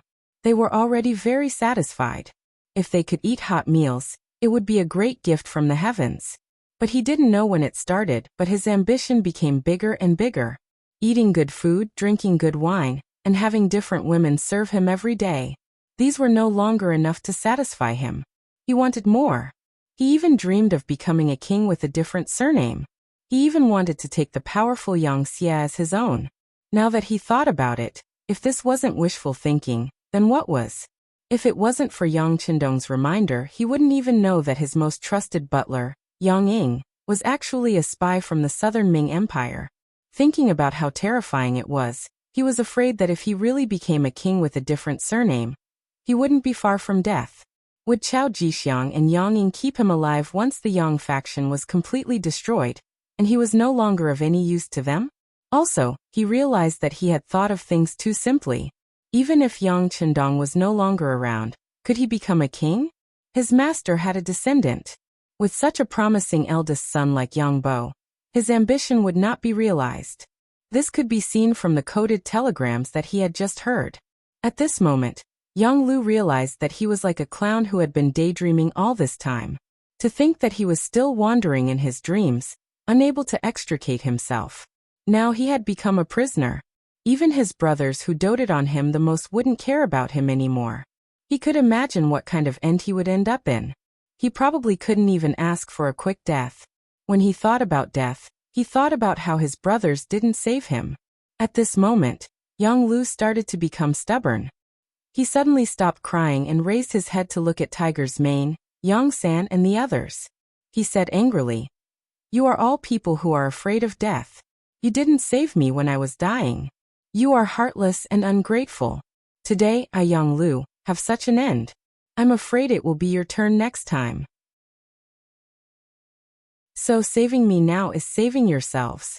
Do you understand?" Death was at hand. He was still thinking of threatening others. Looking at Yang Lu's current state, he didn't look like the usual obedient younger brother. Tiger's mane and the others couldn't help but shake their heads. They knew that their younger brother was hopeless. Even if they worked together to save him this time, they didn't know what kind of mistakes they would make next time. Not to mention, they didn't have the strength to save him now. The mistake that Yang Lu had made was too big. Even if Yang Qindong wanted to save him, it wouldn't be possible. Now there weren't only a few people in Yangxia. There were also those ministers watching. There were so many officials in those departments watching. There were also so many generals with military power watching. If Yang Lu didn't die, did it mean that others could follow his example in the future? Thinking of this, Tiger's mane and the others shook their heads. Originally, they wanted to come over and catch up one last time. At least, they wanted to see if Yang Lu had any other wishes that they could help him fulfill. But now, it seemed that there was no need for that. Shaking his head, Tiger's mane sighed. Then Beta Persei also sighed. They knew that this person was hopeless. At this moment, in the main cabin, Yang Qindong was interrogating Chao Jixiang. From time to time, Chao Jixiang would come up and punch and kick him. The other party was already covered in bruises and teeth all over the ground. Yang Qindong was very angry. He was actually used. If it weren't for his sixth brother, Yang Qindong, who was prepared, the consequences today would be unimaginable. From now on, the Yang family was completely finished, and all of this was obviously because of him. As a result, one could imagine how much he hated Chao Jixiang now. Whenever he was faced with Yang Qindong's questions, he would be severely beaten if he answered even the slightest bit slowly. This caused Chao Jixiang to answer whatever Yang Qindong asked without the slightest delay or hesitation. Chapter 1658. According to Chao Jixiang, Zhu Qizhen felt that Yang Qindong was the biggest threat, and wanted to get rid of him as soon as possible, including the previous 3 provinces' king, Zhu Huihua, who used troops against Yang Chendong. It was actually the result of Zhu Qizhan's connivance. Left with no choice, after Chao Jixiang accepted the mission, he thought of ways to rope in Yang Lu, using Yang Ying, who was arranged to be by his side to help him fall step by step. After making a mistake in the first city, he was transferred to the Southern Ming Dynasty. It didn't take long for him to get in touch with Chao Jixiang, and began to plan and look for opportunities. Relying on his identity as Yang Chendong's servant, Yang Lu wantonly raked in money during his time in the Southern Ming Dynasty. The businessman named Yuan Qian was his spokesperson. With his relationship with Yang Lu, most of the goods transported from Kaisan City to the Southern Ming Dynasty were sold by him. With money in his hands, the next thing was easy to do. Yang Lu funded Zhu Huihua and asked him to find trouble with Yang Chendong. He also tricked the other party into entering the Southern Yun mansion. It was a pity that this Zhu Huihua was ambitious but incompetent. Yang Chendong escaped and was caught instead. As a last resort, Yang Lu used his identity to find the training place of the ninjas in the northern village and rescued them. He gave them money to maintain their training and promised that as long as Yang Chendong was killed, they would be allowed to stand on their own. It was equivalent to finding a big helper. Seeing that Yang Lu was working so hard, Chao Jixiang didn't stay idle. He spent a lot of effort to find General Kuroda, who had escaped from the Japanese Navy, and asked him to lead the army to kill Yang Chendong. However, he never thought that everything was within Yang Chendong's expectations. In the end, Chao Jixiang failed and became a captive in the hands of others. Now he only regretted being enemies with Yang Chendong. He even knelt at the feet of Yang Chendong and said that he was willing to recognize him as his master and return to the Southern Ming Dynasty to help Yang Xie deal with the Southern Ming Dynasty. For someone like Chao Jixiang, it was no different to call him a dog. It would recognize whoever fed it as its master. Yang Chendong, who was at the side, was also convinced. He looked at Yang Chendong with an expectant gaze. Obviously, he felt that releasing Chao Jixiang as a spy for Yang Xie would be very beneficial for dealing with the Southern Ming Empire. It was a pity that Yang Chendong ignored his hopeful gaze. Instead, he turned to Ba Daojiang and said, "Take him away and continue interrogating him. Make him spit out everything he knows. If you discover any Southern Ming spies hiding in Yangxie, record them all." "Understood," Ba Daojiang hurriedly replied, and was about to carry the kneeling Chao Jixiang out.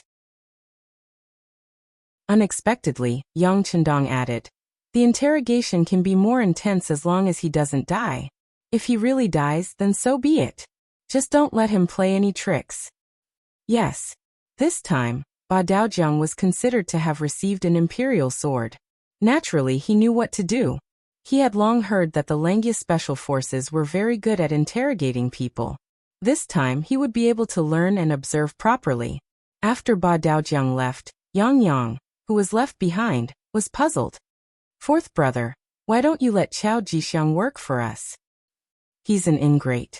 This kind of person is born with a rebellious nature. It's impossible to trust him.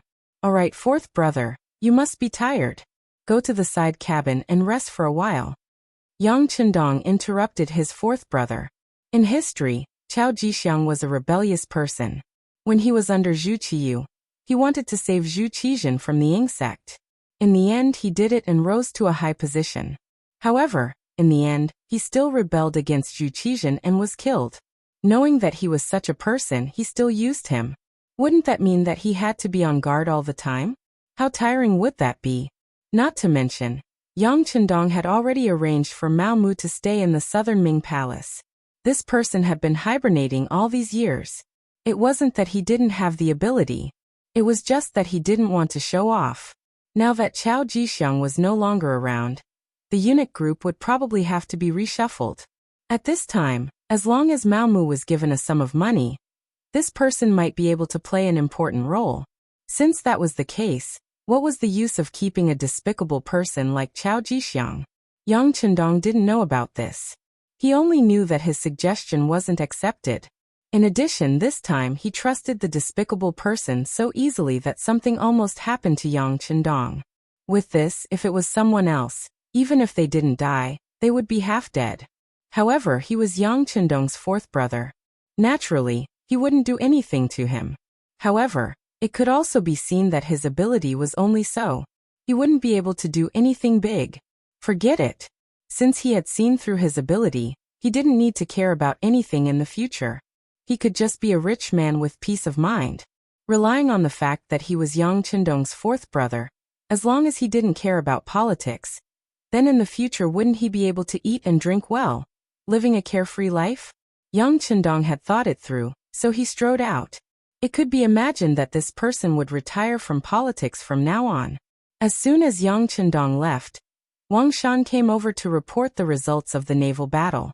Under the early preparation of Commander Nietong, under the attack of the powerful artillery, 50,000 Japanese Empire's naval forces were completely annihilated. At this point, another problem was completely solved. Now, Commander Nietong had brought the fleet close to Yang Chendong. Tell Nietong that he did a good job. Yang Chendong nodded. For this battle, he already knew that whether it was the power of the artillery or the attack range, it was several times the opponent's. If this battle couldn't be won, then there was no need for Nietong to be the commander of the navy. He should just go home and take care of his children. While the two were talking, outside the main cabin, the voices of the 5 Tigers' main brothers came out. They wanted to see Yang Chendong. Wang Shan, you go out first. If there is any urgent situation in the radio station, inform this young master at any time. Yang Chendong knew that he had to face it sooner or later. Considering the face of Tiger's Mane and the others, Yang Chendong decided to face them alone. Yes. Wang Shan agreed, but he didn't leave immediately. Instead, he asked with a little worry, Young master, do you need to call Captain Tai Hu and the others to wait outside the cabin? Obviously, Wang Shan was worried about Yang Chendong. He was afraid that something would happen in the meeting. No, they're all on the same side. Yang Chendong shook his head. Yang Lu's matter was an exception. He didn't believe that Tiger's Mane and Beta Persei would do anything to harm him. If that was the case, he would be a failure as a person. Wang Shan was just reminding him. If he said anything more, he would have the time to sow discord. He nodded and walked out with the radio. Then, Tiger's Mane and the others entered the main cabin and knelt in front of Yang Chendong without any explanation. Looking at Tiger's Mane and the others' uniform movements, Yang Chendong didn't say anything and just looked at them quietly. For many years, Tiger's Mane and the others didn't need to kneel when they saw Yang Chendong. Sometimes they saluted, and sometimes they nodded as a subordinate's etiquette. Normally, even if they knelt, Yang Chendong would ask them to get up immediately. But this time, the 6th young master didn't say anything. The quieter he was, the more pressure it brought to them. After a while, Tiger's Mane and the others, who didn't do anything wrong, couldn't help but have cold sweat dripping down their necks. In this regard, Yang Chendong didn't say anything as if he didn't hear anything. The room was so quiet that even a pin drop could be heard. However, this wasn't the worst part.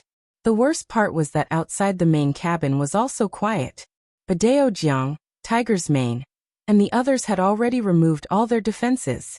The nearest black cavalry was also standing 20 meters away, making it even quieter. If it weren't for the waves hitting the ship, it would give people the impression that there was no one here. The silence continued. A quarter of an hour passed, half an hour passed, about 2 hours passed. Seeing that Tiger's Mane and the others' clothes were drenched in cold sweat, and even Yang Si, who had the worst physical fitness, was a little unsteady, Yang Chendong finally said, "If you have something to say, stand up and say it." Yang Chendong asked them to stand, so they had no choice but to stand. Tiger's Mane and the others hurriedly helped each other to stand up. Then they quickly straightened their bodies, but their heads were still lowered. Looking at Tiger's Mane and the others, Yang Chendong couldn't help but sigh and say, Speak your mind. If you want to plead for mercy for Yang Lu, you can speak now." "No, we won't plead for mercy. Yang Lu deserved to die." Tiger's Mane and the others spoke in unison. At this moment, no one dared to plead for mercy for Yang Lu. If they really did that, wouldn't they be disrespecting Yang Chendong? If that was the case, then they wouldn't be far from death. No one pleaded for mercy for Yang Lu, which was within Yang Chendong's expectations. The reason why he arranged for these people to come to the sea in advance was not to let them plead for mercy, but to let the brothers see each other one last time. It could be considered that he had done his last duty as brothers on behalf of Tiger's Mane, Beta Persei, and the others. Of course, there was also a serious intention behind it. As Yang Xie's influence continued to expand, it became very difficult to threaten Yang Qindong. But this didn't mean that it was impossible. For example, if a few of the family servants really joined forces, they could still threaten him. If they really did that, due to their status as the Yang family's servants, even if they mobilized their troops, no one would immediately say anything. Then a disaster might form. This was definitely something that Yang Qindong didn't want to see. After following him for so many years, it was a little unrealistic for Yang Qindong to abandon them. He still needed to use them, so he could only use them. Now it seemed that the effect was quite good. Well, young master knows your loyalty. Yang Lu is different from you. Some people are always insatiable. For such a person, even if you give him a mountain of silver, it won't be enough to satisfy his desires. He will definitely rebel. But fortunately, you are all kind-hearted people and won't do such a thing. This young master is very clear on this point. You just need to take this as a warning, and do what you should do in the future.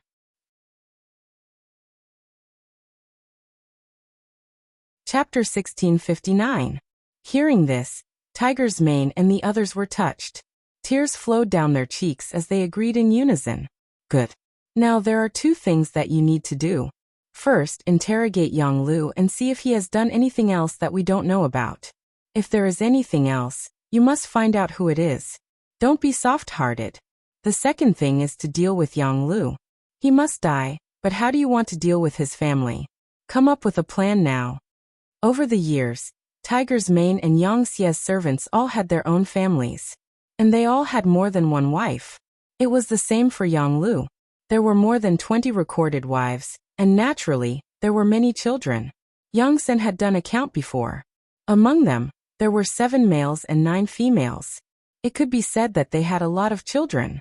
Yang Lu had to die for what he had done, but what about his children? Kill them all? If it was an incapable ruler, he would definitely do the same. However, Yang Qindong could not do such a thing, but he would not let them off easily. After all, when they grew up and found out that their father was killed by him, it was inevitable that they would have other thoughts. Even if he knew this, how could Yang Qindong allow it to continue? That was why he called Tiger's Mane and the others here today to solve this problem. When they heard the problem of Yang Lu's family, their faces were bitter. They all thought that the young master was going to kill them all. Although what Yang Lu had done was indeed enough to kill 9 generations of his family, they were still brothers of Yang Lu. If they were to watch his entire family get killed, they would feel somewhat apologetic. However, at this time, they no longer had the courage and ability to plead with Yang Qindong. It could be said that Yang Lu's matter had nothing to do with them, but was that really the case? If they were not the servants of the Yang family, how could Yang Lu have the ability to set up such a big plan? With Yang Xie's strong supervision methods, how could these things not be discovered? In the end, it was Yang Xie's identity as a servant that played a role. It made people believe that what they did was beneficial to Yang Qindong. That was why no one investigated it. Because of this, Yang Qindong had stripped them of all their privileges, and even demoted them to commoners. It wasn't too much. At that time, they were all bound together for good or ill. Unable to open their mouths to say anything, the 5 of them didn't know what to say. For a moment, the main cabin fell into silence. Why aren't you talking? Let's talk. Otherwise, when it's the young master's turn to speak, I'm afraid you'll regret it. Yang Qindong knew what everyone was thinking. Therefore, he directly threatened them. Only in this way could he force them to express their stance. Hearing this, the 5 of them panicked. They could imagine what the consequences would be once Yang Qindong expressed his stance. Therefore, after exchanging glances with each other, Hu Meng was the first to speak up.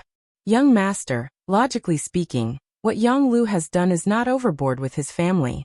But I think his family should not know what he did. After all, we're brothers, so can't you be lenient? With Tiger's Man taking the lead, Beta Persei also begged. Yes, just leniency. His family can choose to be exiled. Yes, they can even be exiled separately. The further they are exiled, the better. They can go to a place where no one knows them. They can even remove their Han nationality identity. Yang San was afraid that Yang Chendong would not agree, so he added, I agree with the three brothers.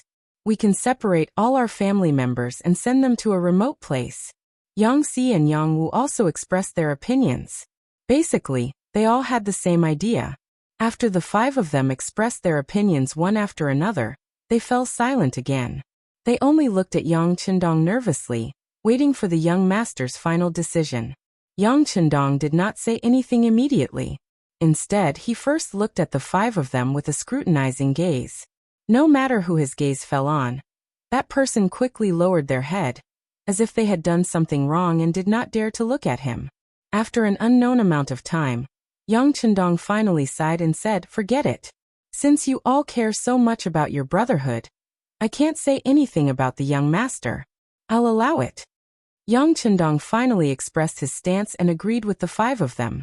Tiger's man and the others also breathed a sigh of relief. Then, they kowtowed nonstop to express their gratitude at the moment. But you have to remember that this matter is not over. If any of you have any delusional thoughts in the future, I won't let you off easily. Not only that, I won't spare any of Yang Lu's family members. Also, don't try to play any tricks. The young master will send someone else to supervise you. As for who it is, you don't need to know. If you find out that any of Yang Lu's family members are being taken special care of, then the five of you can just wait to be locked up and never see the light of day again. He still had to give them a warning. Yang Chendong could spare Yang Lu's life on account of his contributions and Tiger's man, and the others please. But if these people still wanted to play any tricks, then sorry. He could only bear the pain and take action. We don't dare. At this moment, Tiger's man and the others did not dare to play any tricks. It had to be said that the servants were all good people.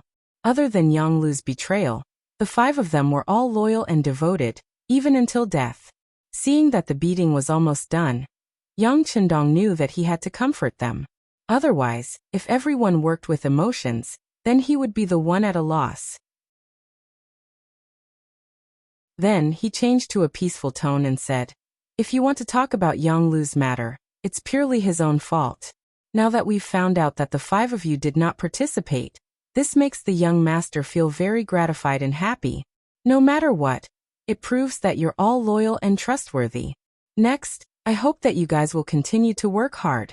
In the future, there will be a lot of opportunities for you guys to show off your skills in Yangxia. Take Tiger's man for example. After this, it'll be time for us to deal with the North and South Ming Dynasty. For stability, we'll prepare to deal with them one by one. First, we'll start with the South Ming Dynasty. Yu Mian is more familiar with the situation here, and was once an official of the Great Ming Dynasty. He needs to be transferred over. Speaking up to here, Yang Chendong ordered Tiger's man. Yu Mian will be transferred over. You'll be in charge of the matters of the beginning city. Yang Si will also be transferred over to assist Yu Mian. After all, this is the land of the Han. Not only do we have to reclaim this place, but we also have to let the people here live a better life. Yang Si has always been good at logistics. This time, we'll have to continue to work hard. Is there any problem? Go all out, no problem. Tiger's man and Yang Si both replied. Also, Yang San, the intelligence department will have to fully cooperate with the army.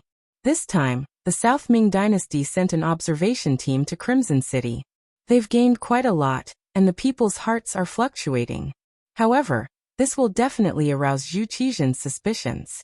Therefore, it's inevitable that there will be some cleansing and chaos. At that time, you guys will have to do your best to save some useful officials.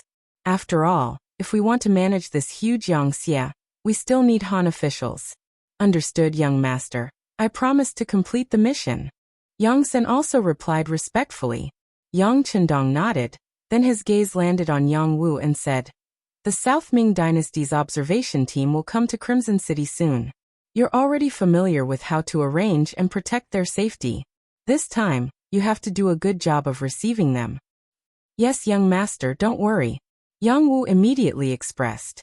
Finally, Yang Chendong looked at Beta Persei and said, "You can continue to follow the young master. There are many things that I'm not used to without someone following me." "Yes, yes," Beta Persei happily replied. Letting him stay by the young master's side was enough to prove that they were still trusted. This also made everyone feel at ease, as they didn't have to carry burdens to work.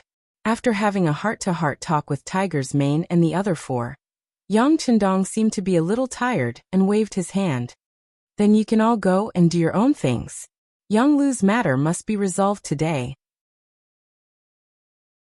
Tiger's Mane and the others already knew this result, but when they heard that Yang Lu was about to die, they still couldn't bear to see it happen.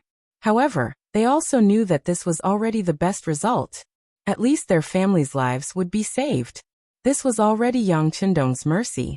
They immediately answered in unison, and the five of them left together. The matter of the servants was finally resolved, and the troublesome traitor was also eliminated. Next was to deal with the matter of the South Ming Dynasty.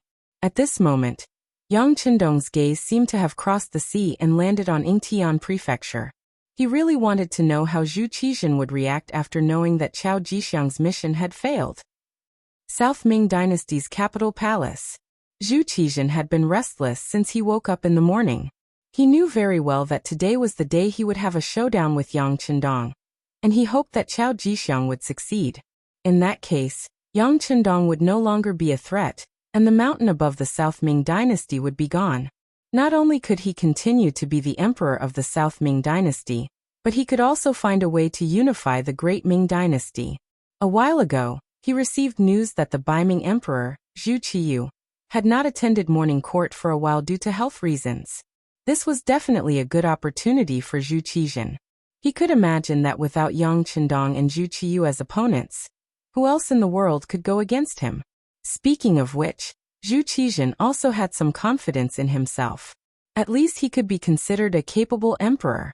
He was able to bend and stand tall, and was good at national affairs.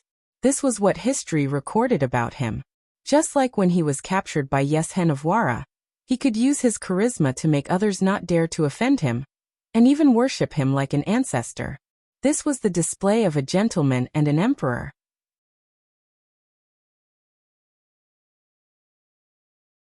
Chapter 1660. After returning to the country, he was put under house arrest by Zhu Qiyu. Even the eunuchs around him bullied him. In the summer, even the only tree he used to enjoy the shade was cut down. He did not say a word and silently endured it. This was the performance of tolerance. In the end, when Zhu Qiyu was in poor health, he turned the tables and became an emperor twice. Finally, he led the Great Ming Dynasty to become strong again. This was his ability to unify the country and become an emperor. Such a person, if it weren't for the appearance of Yang Chendong, he would have become the emperor of the Great Ming Dynasty again. One could imagine how difficult it would be to make such a person lower his head and admit defeat. Since he didn't admit defeat, he could only take the initiative to attack. If Qiao Jixiang could succeed, it would naturally be the best. But if he couldn't, Zhu Qizhen had to consider the serious consequences. Time passed by little. Slowly noon passed, and the sky slowly turned dark. There was still no news. Zhu Qizhen's face remained unchanged. He knew that because the communication was not developed, even if Qiao Jixiang succeeded now, it was impossible for good news to come so quickly. Let's go to the Empress Palace to take a look. Looking at the sky outside, it was already dark. Zhu Qizhen called senior eunuch Qian, Sungbao, and went straight to the harem. In the Empress Palace, the chief eunuch, Mao Mu, was arranging everything in an orderly manner. He seemed to be no different from usual. But if someone observed carefully, they could still find that his hands were trembling slightly. This was caused by excitement. In the afternoon, Mao Mu went out to buy some silk under the order of the Empress. He was able to meet with the intelligence team that specially contacted him. He learned that Qiao Jixiang was captured, and that Yang Xie would soon make a move on the Southern Ming Dynasty. In other words, after enduring for so many years, Mao Mu was finally going to see the light of day. It was really exciting just thinking about it. Speaking of which, Mao Mu was not very ambitious. Especially after being valued by Empress Qian over the years, His life in the palace could be considered pleasant. His mentality was more peaceful. However, it was undeniable that the internal strife within the eunuch group had never stopped. Now, it was only because Yang Xie brought too much pressure to the southern Ming Empire that everyone's attention was focused on her. This caused the internal strife to be less intense than before. In addition, Empress Qian did not fight for fame or wealth. She never interfered in other aspects of the palace. As the chief eunuch, he was almost a decoration. He also did not have any power, so he was not targeted. Just because nothing happened now didn't mean nothing would happen in the future. The imperial palace was a dangerous place to begin with. Sometimes one wrong word could lead to a death sentence. Not to mention, if Yang Xie really failed, the relationship between Mao Mu and Yang Qindong would be discovered. At that time, Mao Mu would really die without a burial place. Therefore, on the surface, Mao Mu should have been doing something during this period of time, and there was nothing strange about it. But in the dead of the night, he would always spend his time trembling, afraid that he would accidentally be discovered. The next morning, his head would be gone. Perhaps this was the mentality of the underground workers. It was really beyond the reach of ordinary people. Fortunately, there was finally a result today. Chao Jixiang was caught, and was destined not to be released. Yang Xie was about to make a move, and the situation was gradually becoming clearer. Mao Mu was getting closer and closer to his day of glory. Most importantly, the group that contacted him personally gave him 1 million taels of silver. They even said that they would give him more if it was not enough. As long as Mao Mu took this opportunity to obtain more power and support, he would be able to deal with Yang Xie's army. With a huge pile of banknotes in his arms, Mao Mu felt that his back had become a lot tougher. Eunuchs were like this. The reason why they destroyed their own foundation and became half human, half ghost, was not to have a mouth to eat, to earn more money, and to live a better life. In front of such a person, talking about dreams and life was definitely nonsense. It was far more practical than shining silver. Therefore, in the imperial palace, there was a saying that the rich were the masters. Even for a powerful supervisor like Chao Jixiang, wasn't his ultimate goal just to get more money? Mao Mu had what they wanted the most. Thus, he did not have to worry about people not working hard for him, and not being loyal to him. Just as he was thinking about how to use the silver to rope in more people, a eunuch suddenly shouted from outside, "The emperor has fallen." When Mao Mu instinctively knelt on the ground, he knew that the opportunity had come. The opportunity for him to be on good terms with Qian Sengbao had appeared. The three most powerful people in the eunuch group were the head eunuch, Qian Sengbao, followed by Chao Jixiang, the head eunuch of the Imperial Horse Directorate, and the head eunuch Kai Zhong. These three people, especially the previous two, were very powerful. Moreover, both sides were equally powerful. It was impossible to tell who was stronger and who was weaker. At that time, Mao Mu did not have any intention to participate in order to protect himself. Now that he knew about Chao Jixiang's capture, and only he knew about it, it was time to gamble. Therefore, when Zhu Qizhen entered Empress Qian's bedroom, Mao Mu changed his attitude, and tried to establish a relationship with Qian Sengbao, who was waiting outside. Qian Sengbao's eyes were sharp and his hands were quick. After seeing the amount on the banknote, he immediately put it into his sleeve. Then he looked around and ordered the servants to serve him carefully. Then he followed Mao Mu to the side hall. After there was no one else, Qian Sengbao no longer had that high and mighty appearance. Instead, he changed his attitude and asked Mao Mu with a smile, "Eunuch Mao, you are so generous. What do you need this eunuch to do?" They were both eunuchs, so there was no need to hide many things. Mao Mu said respectfully, "Eunuch Qian, to be honest, this is this little one's life savings. Now, I am giving it all to Eunuch Qian to show my respect. I am willing to follow Eunuch Qian's lead." Hearing that Mao Mu was willing to rely on him, Qian Sengbao was very happy. After all, he was the head eunuch of the empress and had some power. Therefore, he was very proud and said politely, "Eunuch Mao is too polite. Since it is like this, we will be a family in the future. We will advance and retreat together." "Yes, thank you Eunuch Qian for thinking so highly of me. This little one will work hard to keep up with Eunuch Qian's footsteps." Mao Mu seemed to be excited as he spoke with a fawning expression. Qian Sengbao's face flushed when he heard these words. He kept saying good, good, good. He believed that with Mao Mu's loyalty, he would have a higher chance of success when dealing with Qiao Jixiang. At the crucial moment, he could have Mao Mu say some bad things about Qiao Jixiang to Empress Qian. In addition, he could speak in front of the emperor. Then, there was no need to worry about Qiao Jixiang not falling. Qian Sengbao's good mood fell into Mao Mu's eyes. He knew that there were some things he could say. He immediately mentioned that he was only the head eunuch of the empress and had limited power. Therefore, he wanted to join the embroidered uniform guard and become a deputy director. If it was before, even if someone made such an arrangement, Mao Mu would not do it. The embroidered uniform guard was Qiao Jixiang's territory. Without the other party's permission, wouldn't he be looking for trouble? It was even possible that he would lose his life if he did not do it well. However, it was different now. He knew that Qiao Jixiang would not return. If he did not make a move now, then when? When Qian Sengbao heard Mao Mu's request, he was shocked. He already knew that Mao Mu was not an ordinary eunuch. Otherwise, he would not have won the empress' trust. Even the emperor had said more than once that Mao Mu was a good person. It was because he knew that Mao Mu could not endure it forever that it was normal for the other to make a request. He also felt at ease accepting the other's money. However, the other wanted to join the embroidered uniform guard. This really surprised him. As for the embroidered uniform guard, even if Qian Sengbao was the head eunuch, his power was not enough. In particular, Qiao Jixiang had many tricks up his sleeve. In addition, his younger brother's nephew and adopted son helped him. These years, it could be said that he firmly controlled the embroidered uniform guard. Even he could not get involved. Therefore, these years, it was not that he did not think of making arrangements for people to join the embroidered uniform guard. It was just that he never had the right opportunity. He could see this logic clearly. He did not believe that Mao Mu could not see it clearly. However, he made this request. What did this mean? Logically speaking, with Qian Sengbao's position as the head eunuch, it was not too difficult to arrange for someone to join the embroidered uniform guard.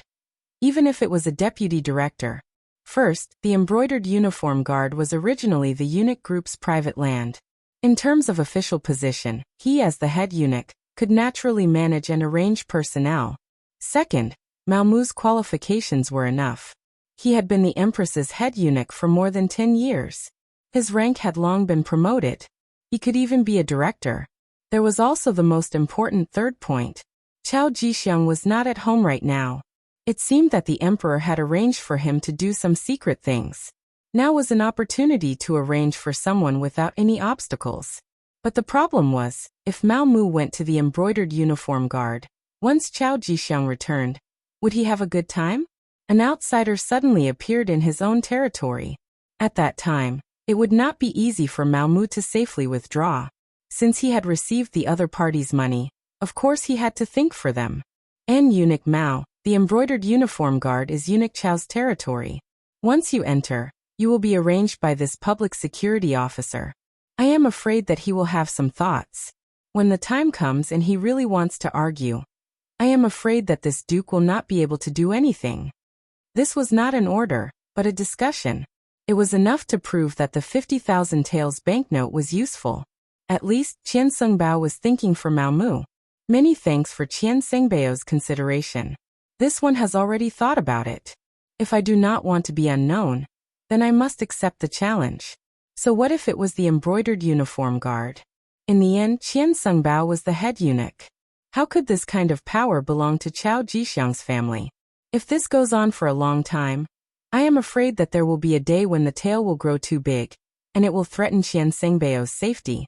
Since this is the case, this one is not talented, but I am willing to share Qian Sengbao's worries. Even if it is a dragon's pool or a tiger's den, I will still go and take a look. If it is not done well, it will be nothing more than 100 caddies of meat. If it is done well, it will greatly restrict Qiao Jixiang's power. This way, Qian Sengbao will not let down his position as the head eunuch.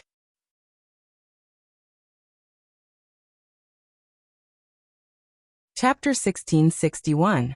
At this moment, Mao Mu's words were filled with righteousness. causing Qian Sengbao's heart to surge. Indeed, Chao Jixiang was becoming more and more powerful, especially recently. Whenever he saw the emperor, even Qian Sengbao had to avoid him. This was not a good sign. If Qian Sengbao continued to develop, who knew if Qian Sengbao would replace him one day?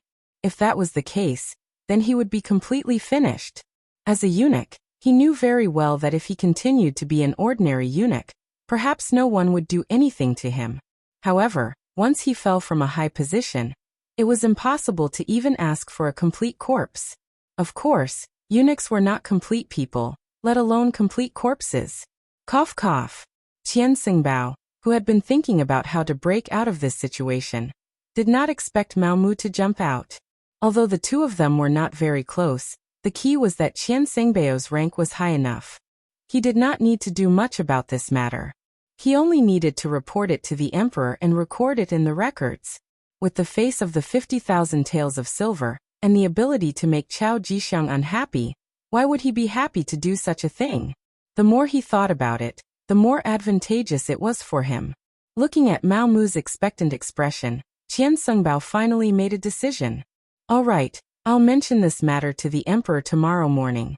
Eunuch Mao, don't worry. Thank you for your guidance, Eunuch Qian.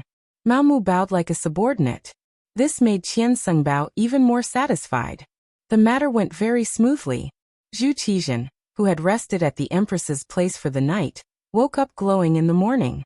Using this opportunity, Qian Sengbao proposed to let eunuch Mao Mu take on the position of vice supervisor of the embroidered uniform guard. This is something that you, the head eunuch, should worry about. Just do what you think is feasible. Zhu Qizhan said casually.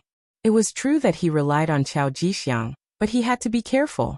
Arranging a vice supervisor for them was a good way to keep them in check. Especially this time, when Chao Jixiang had made a great contribution, it was even more important to keep them in check. He knew Mao Mu was very obedient. Empress Qian had praised him more than once. Moreover, he was an old man who had followed them from Baiming's capital, so he was most likely loyal. It had to be said that Zhu Qizhan's manipulation of power was quite good. Moreover, he had always had a good impression of eunuchs. Now that Qian Sengbao had taken the initiative to suggest it, he agreed. Thus Mao Mu took up the post. Yang Xia had already begun to transport all sorts of war resources from Crimson City to Laizhou Prefecture of Guangdong Province. The war was in the midst of preparations, and it seemed like it would erupt at any moment. Mao Mu's actions had to be faster. After receiving the appointment decree from monk Qian Bao, Mao Mu went to the embroidered uniform guard to take up his post. Mao Mu took the imperial edict to the embroidered uniform guard. All the important figures in the family, as well as some Qianhu and vice Qianhu, came out to greet the imperial edict. But when they found out that Mao Mu was going to be the deputy factory manager, the faces of the people who came to welcome them immediately fell. The entire welcome hall was quickly emptied, leaving only a deputy Qianhu named Wu Ben standing there. Mao Mu was not surprised that everyone had left because he already knew the current power structure of the embroidered uniform guard. The embroidered uniform guard commander Chao Zheng, Chao Jixiang's younger brother, was primary third rank. Commander Chao Yan, Chao Jixiang's nephew, was secondary third rank. Commander Chao Xian, Chao Jixiang's adopted son, was primary fourth rank. Commander Wen Jing, Chao Jixiang's trusted aide, was primary fourth rank. Guardian Chao Duo, Chao Jixiang's adopted son, was secondary fourth rank. Guardian Su Hui, Chao Jixiang's trusted aide, was secondary fourth rank, etc. All of these people had a very close relationship with Chao Jixiang. Mao Mu had already understood the situation before he came here. He didn't expect these people to have a better attitude towards him. However, there was still one person who had not left. This was outside of his expectations. Although it was only a deputy Qianhu, it was still very pleasing. You are Wu Ben? Mao Mu smiled as he looked at the only person who had not left and sat down on the main seat. Wu Ben noticed that Mao Mu was sitting on the main seat. That was the seat that only Chao Jixiang could sit on in the past. Even when Chao Jixiang was not present, his younger brother, the current commander Chao Zheng, did not dare to sit there. But now Mao Mu sat on that seat naturally. Needless to say, his ambition was obvious. Seeing this scene, Wu Ben was even more determined to join Chao Jixiang. It was not for anything else, but because he had unintentionally offended Qianhu Chao Duo. This was Chao Jixiang's adopted son. Now he was just waiting for Chao Jixiang to come back and deal with him. He had no other choice but to turn to any doctor in his desperation. Mao Mu was his life's hope. Other than relying on him, he had no other choice but to treat a dead horse as a living horse. So when Mao Mu asked, he did not stand and simply knelt on the ground. This little one is Deputy Qianhu Wu Ben. In the future, I am willing to serve Lord Mao. How could Mao Mu not know what he was thinking when he knelt in front of him? There was no need to guess the process. Presumably, he had offended someone in the Chao family, so he had to do this. Wasn't this what he wanted? Previously, he had been worried that there was no one by his side that he could use and needed to be promoted. Now that Wu Ben had taken the initiative to join him, it was a pleasant surprise. He had already decided to accept the other party, but before that, he still needed to understand the situation clearly. At least, he had to know what was going on. Speak, who did you offend? Don't worry, just speak frankly. If there are any lies, I can't help you. Mao Mu's bluntness made Wu Ben see hope. In any case, there was no other way. Since Mao Mu was his only chance, he told Chao Jixiang about his dispute with Chao Duo. Speaking of which, it was just for a woman. Here, the embroidered uniform guard was not completely the same as eunuchs. Apart from the embroidered uniform guard's Qianhu master being a eunuch, there was no rule that stipulated that the officials below had to be eunuchs. So many people were still able-bodied men. Wu Ben was one of them. Not only that, he also had a family and a woman called Xiao Chui. Unexpectedly, because of Xiao Chui's beauty, she actually attracted Chao Duo's attention. And then he wanted to snatch her away. Just like that, a very melodramatic thing happened. As a man, Wu Ben naturally wouldn't agree. He also relied on his identity as a vice Qianhu to beg for some face in front of Chao Duo. Unexpectedly, it didn't work at all, and he even offended the other party. Chao Duo threatened that when his adoptive father, Chao Jixiang, returned, he would snatch Xiao Chui to his residence and teach him a lesson. The so-called lesson was naturally to teach him a lesson. For the embroidered uniform guard, there weren't too many reasons to teach someone a lesson. From then on, Wu Ben lived in the shadows. For 3 consecutive days, he even thought of committing suicide. But when he thought that even if he died, he wouldn't be able to solve Xiao Chui's problem, he could only give up on the idea. He originally thought that there wouldn't be any way to break out of this situation. At this time, Mao Mu appeared. Of course, he would be held in his hands like a life-saving straw. One wanted to accept people, and the other wanted to seek refuge. This was 2 good things, 1 good thing. Immediately, Mao Mu helped Wu Ben up with a courteous appearance, and asked about the other party's situation. Wu Ben's ancestral home was Jinhua Zhujiang. His ancestors had once opened an escort agency. Since young, he had learned extraordinary martial arts. Later on, his family declined, and he joined the embroidered uniform guard. He had been a small banner, a general, a baihu, and the current vice Qianhu. But if he wanted to continue to be promoted and become one of the 14 Qianhu, it would be even more difficult. That required Chao Jixiang's approval. Unfortunately, he had no connections and no money to show filial piety. Now that he had offended Chao Duo, it would be difficult for him to keep his life, let alone be promoted. The embroidered uniform guard was an organization that was above the law. When they killed people, they didn't need any reason at all. As the vice Qianhu of the embroidered uniform guard, Wu Ben knew this better than outsiders. Hearing Wu Ben say this, Mao Mu was very satisfied. He couldn't help but ask, "Oh, so your martial arts are not bad. But compared to the other Qianhu, who is stronger and who is weaker?" At this moment Wu Ben, who saw Mao Mu as his savior, didn't dare to boast. But on this matter he couldn't help but express his opinion. The so-called Qianhu are only people that Chao Jixiang trusts or people who give him large amounts of money. In terms of ability, there aren't many who know martial arts. In terms of fighting, they are completely not his opponent.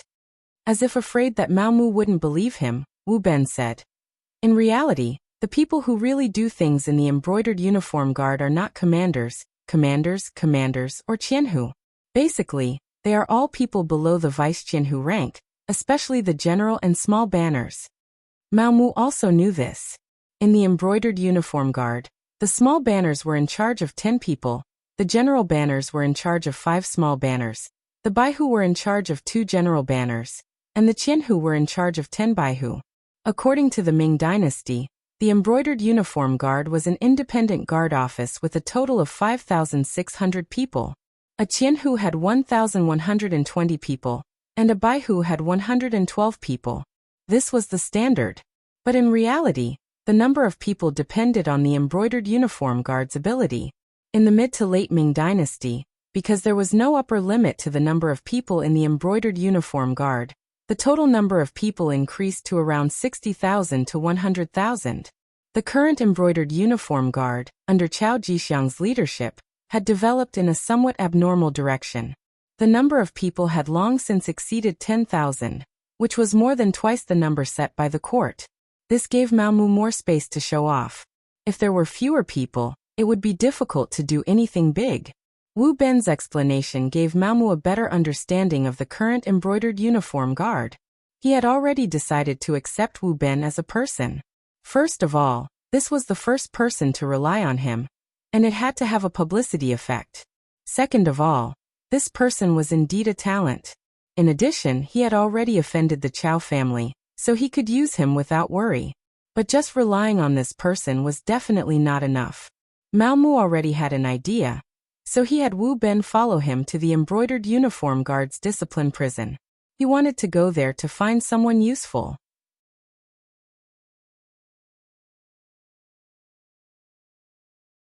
Chapter 1662. The so-called discipline prison of the embroidered uniform guard was the prison of the embroidered uniform guard. Most of the people locked up there were important criminals of the embroidered uniform guard, and some embroidered uniform guards who had made mistakes. The most reliable people were naturally the criminals of the embroidered uniform guard, who had been dealt with by the Chao family. If they were of one mind, they would not have been caught here. It had to be said that Mao Mu's train of thought was very correct. When he took the vice director's token and arrived at the discipline prison without any obstructions, as expected, he saw many brothers of the embroidered uniform guard who were imprisoned here because of their various mistakes. Some of these people had really made mistakes, especially those who had violated the embroidered uniform guard's own rules and were locked up here. For example, they had bullied the good, oppressed the officials, corrupted, and so on. However, there were also some who were not wrong. They were just thrown here because they had offended the Chao family. Most of these people were capable and opinionated. Chao Jixiang had no intention of beating these people to death with a stick. He told them to find their families to ransom them.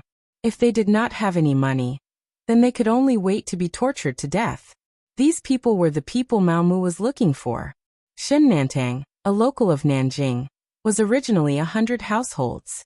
However, because he was soft-hearted and let go of the 2-year-old granddaughter of a criminal, he was caught here and punished according to the family's internal rules. The ransom was 200 taels. Speaking of this, it had to be said that Zhu Yuanzhang had set a set of salary standards in the 25th year of Hanggu. He had also stipulated that the salary would not change for the next 200 years of the Ming Dynasty. In other words, no matter how much the price of goods outside increased, the salary would still be the same. The officials of the Great Ming Dynasty were a bit better. They basically had some gray income. However, the people below them were sad. For example, 100 households like Shen Nantang only had a salary of 5 taels a month. This was because he had an official position, which was at least a 6th-rank official.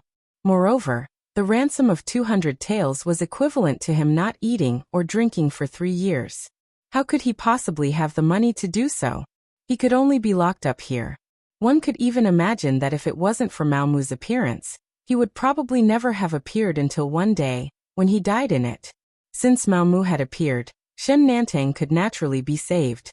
According to Wu Ben's explanation, this person's martial arts were not ordinary. He was also very famous in the entire embroidered uniform guards. He was even one of the top 5. If not for that, he would have been killed a long time ago for releasing the daughter of a serious criminal. Chao Jixiang was also a person who valued talent, which was why he wanted the ransom. Mao Mu naturally had to extend a helping hand to such a person. She had a conscience, and she had been played so badly by Chao Jixiang. If he didn't save her, who would? It was only 200 taels of silver. He took it out without any hesitation. Then he named a few more people and recorded their ransom. Then he asked Wu Ben to handle the procedures for them. Mao Mu wanted the prisoners and paid the ransom according to the rules, so the brocade guard official in charge of the discipline prison could only release the prisoners. In this way, a team was quickly formed. Besides Wu Ben, Mao Mu also had Shen Nantang, Luo Zhu, and a series of capable generals. After leaving the discipline prison, Mao Mu did not let them go home immediately. Instead, he first took them to an enormous restaurant in the Yingtian prefecture. First he washed everyone, then gave each of them 100 taels of silver as a meeting gift. This was still not shocking. What was even more shocking was that Mao Mu proposed in front of everyone that he would make adjustments within the embroidered uniform guards. Wu Ben and Shen Nantang would become the new Qianhu. Luo Zhu and the others would also become Baihu or test Baihu. Not only did he give out money, but he also conferred official positions. Immediately, everyone expressed their gratitude. They were all people who had been pushed aside. They had the ability, but other than that, they had no money and no backing. They had never thought that one day they would have a meteoric rise. Mao Mu's arrival made many of their wishes come true. In the time it took to eat a meal, he became the true master in everyone's eyes. Seeing everyone's urgent gaze on him, Mao Mu naturally felt a sense of heroism from the bottom of his heart. Although he was no longer a healthy man, he had his own dreams and his own idols. For example, his goal was the three treasures eunuch, Zheng He. That was definitely a legendary existence among the eunuchs. If he wanted to be like Zheng He had to fulfill two conditions. First, he had to obtain the emperor's trust. Right now, he had obtained Yang Qindong's deep trust, so he had fulfilled this condition. Second, he had to have the ability. If he could grasp the power of the embroidered uniform guards in his hands, wouldn't that prove it? Mao Mu, who had his own ideals, fully displayed the smooth side of a eunuch at the table. And everyone was excited because they had a new backing and a new goal. Everyone was a frustrated person. Most of them had even been waiting for death in the prison. Now they could eat and drink here. Moreover, they had been told that a career and wealth were right in front of them. How could they not be excited? Even if Mao Mu wanted them to deal with the Chao family, no one would have any objections. Mao Mu cleverly did not give any orders to them, nor did he say that his backing was Yang Qindong. Everyone still had doubts about his ability, and whether he could help them get promoted and seize power. He needed to settle the matter of the officials first. After eating and drinking to their fill, everyone left with a satisfied expression and returned to their homes.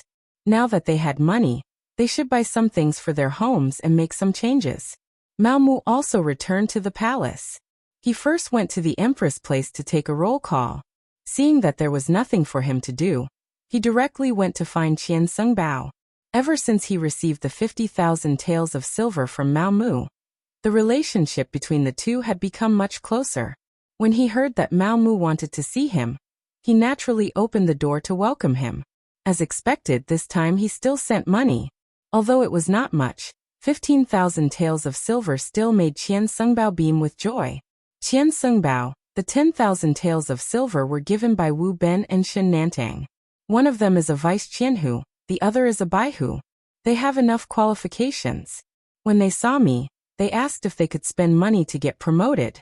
I thought about it and thought that all the benefits could not be taken by Chao Jixiang, so I made the decision to agree for Qian Sengbao.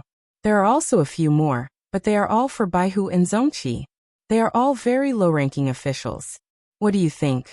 Qian Sengbao had already taken the banknotes. He asked curiously, "Are all the servants of the embroidered uniform guard so rich?" "Yes. I didn't know before. It can be seen how much money Chao Jixiang has pocketed." "That's right. There are some officials below who also want to work for Qian Sengbao. They all waved banknotes to me, but I don't know if there will be such a thing in the future." When Mao Mu saw Qian Sengbao put away the banknotes, he knew that the matter of the two Qianhu had been settled. However, if he wanted to control the entire embroidered uniform guard, these two Qianhu were far from enough. Therefore, for the sake of a long term, he asked tentatively, "There are still people who want to buy officials?" At this moment, Qian Sengbao's face also turned red. He suddenly realized that this was a good way to accumulate wealth. He thought that he was smart, but he was actually so stupid. He did not know that the embroidered uniform guard had such a big profit. It seemed that he was still a little short-sighted. In the past, when he saw that the emperor would let the embroidered uniform guard do something difficult, he thought that it was a hot potato. Now it seemed that he was wrong. That's right. Not only do they want to buy Qianhu, if possible, they are also willing to pay money to buy the position of town supervisor, or even the position of advisor and advisor. You see, as Maomu spoke, he carefully observed the changes in Qian Sengbao's expression. Do they have that much silver? Qian Sengbao asked with even more surprise. Yes, this servant has asked. If Duke Qian agrees, a town supervisor will be 20,000 taels of silver, a advisor will be 50,000 taels of silver, and a advisor will be 100,000 taels of silver. Of course, a commander will be a little higher, 500,000 taels of silver. Maomu was still talking, but when Qian Sengbao heard 500,000 taels of silver, his eyes were already wide open. One had to know that after being the head eunuch for so many years, he had only saved 200,000 to 300,000 taels of silver. There was nothing he could do about it. With his position, there were too many people looking at him. If he wanted them to listen to him, he would have to give them some benefits. In the past year, just the benefits he gave to the servants were already a huge expense. In a year, he would only get 20,000 to 30,000 taels of silver. Sometimes, when the emperor had some festive occasion, he would even have to send gifts. Once he received tens of thousands of taels of silver, after working hard for a year, he would spend all the gifts in one go. Now Maomu had found a way for him to make money. He did a rough calculation. If he sold all these positions, he would probably get close to 1,000,000 taels of silver. This was something he never dared to think about. Just as Qian Sengbao was calculating in his heart, Maomu spoke again. Duke Qian, this servant has thought about it. We can repeatedly earn this money. For example, whoever buys an advisor position will have to pay 100,000 taels of silver.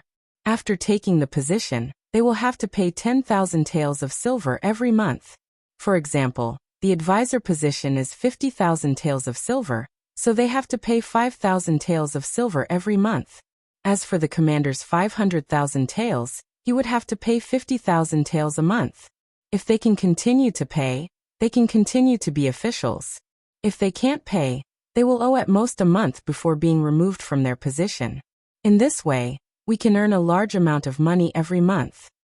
Ah, doesn't this mean that we will get close to 100,000 taels of silver every month? Qian Sengbao was really frightened. What was the difference between this and robbery? But would these people agree? Would they be able to earn so much money every month? Seeing Qian Sengbao's shocked expression, Maomu felt disdain in her heart.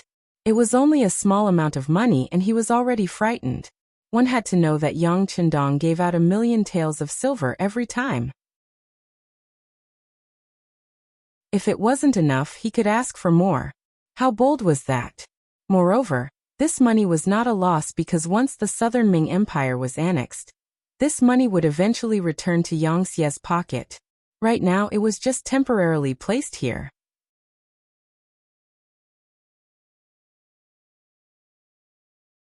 Chapter 1663. Naturally, these thoughts would not be spoken out loud. Maomu continued, this servant has also asked about this. They also said that as long as they are given power, they will think of a way to get the money. For example, there are so many corrupt officials in our court, and so many people who do business with Yang Xie in private. Those are all very profitable businesses. As long as they are dealt with, the money will be sent to you every month. There won't be any problems. Qian Sengbao was afraid that these people would act recklessly after gaining power. Once they made the emperor unhappy, it would be a big matter. Now that he heard that it was actually against the corrupt officials and the merchants who did business with Yang Xi, he felt a lot more relieved. Good, that's good. Seeing that Qian Sengbao had agreed, Mao Mu struck while the iron was hot. Since that's the case, does Qian need to meet them? Well, I'll leave everything to eunuch Mao. This duke is relieved.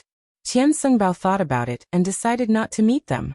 This way, if something were to happen, he could still shirk responsibility, but if he met them, some things were really hard to explain. This was also what Mao Mu wanted. Since that's the case, this servant will wait. I'm sure that after receiving the money, these people will thank Qian Sungbao. By the way, what rank can this official be sold to? There's no rush. Let's deal with the two Qianhu first and see their reaction. Qian Sungbao didn't know that something had happened to Chao Jixiang. He was still worried that this person would come back and cause trouble. If it was only two Qianhu, he could withstand this pressure. That's good. Mao Mu knew what Qian Sungbao was worried about. However, there were some things that he couldn't say out loud, so he temporarily agreed. But he knew that with this start, the rest of the matter would be easy to handle. He followed Qian Sungbao to draft the internal affairs report. For example, Qian Sungbao could basically appoint officials. This was one of his powers as the head eunuch. After receiving the internal affairs report written by Qian Sungbao, Mao Mu left the palace and went to the embroidered uniform guard factory. Shun Nantang and the others first took the silver back home to comfort their families. Then they came to the embroidered uniform guard factory and waited for news. After all, it was Mao Mu's words before. Whether they would be promoted or not was not certain. If this chief eunuch who served the empress was all talk and no action, then they would have to suffer. It was no wonder that everyone had such thoughts. Shun Nantang and the others didn't do anything wrong, but offending the Chao family was the biggest crime. In addition, over the years, Empress Qian's strength had not been obvious. She was basically an invisible person. No one knew what kind of power the head eunuch who served her had. Not long after, Mao Mu appeared. Seeing everyone standing here waiting for him, how could he not know what they were thinking? After chuckling, he took out the internal affairs reports written by the head eunuch, Qian Sungbao, and handed them to Shun Nantang and the others one by one according to their names. Sure enough, it was a decree of promotion. Seeing that they were still prisoners a few hours ago, but in the blink of an eye, they had become Qianhu, Baihu, Zongqi, and other officials with ranks, everyone was naturally excited.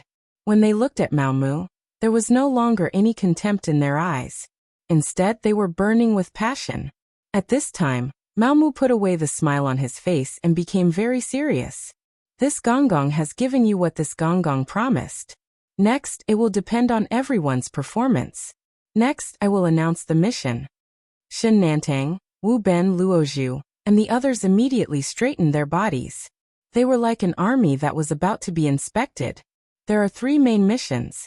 First, unite those who have been oppressed by the Chao family but have the ability. Of course, those who have the ability but are depressed can also be roped in. They can be allocated according to their ability. Those who have the ability to become Qianhu can become Qianhu. But remember, don't accept those who don't have the ability. If anyone wants to make up the numbers and is caught by this Gonggong, then whoever recommended them will also be guilty. They will also be abandoned by this Gonggong. Do you understand? This was something he had learned from Yang Qindong. Although Mao Mu had not done much work, the intelligence team that contacted him would often inform him of Yang Xie's actions and methods. From Mao Mu's point of view, the recommendation was the right thing to do. In this way, it could prevent the incompetent from being promoted to the position to the greatest extent. It was unlike the Great Ming Dynasty, where as long as one had connections and even gave money, one could become an official. Even if there was a problem in the future, it would be a scam to just say that they had made a mistake. Reporting to Gonggong Mao, we understand. Shun Nantang and the others immediately replied loudly. As people who had been oppressed, they had many brothers around them. Previously, they were worried that their strength was too limited. Now that they could expand their team, things would be easier. After finishing the first mission, Mao Mu began to talk about the second. The second mission is to keep an eye on the Chao family and find evidence that they are criminals. When the time is right, strike hard. Only then will you be able to truly stand out. In fact, there was no need for Mao Mu to say this. Shun Nantang and the others would do it. After all, They had suffered so much because of the other party. Now that they had a chance to make up for it, how could they be polite? Struggles had always been like this. It was either you die or I live. History had also proven that soft-hearted people could not achieve great things. Alright, let's talk about the third mission. In summary, there is only one word: obedience. Mao Mu's voice unconsciously became louder as he continued. What I want is obedience. As long as it is an order from me, you must unconditionally carry it out. On the contrary, as for other people's orders, you must not oppose them. The specific matters are up to you. This eunuch also wants to say that Qianhu is not the end of your career. As long as you have outstanding ability and make outstanding contributions, you can be promoted to the position of town protector, commander Qianshi, comrade, or even commander.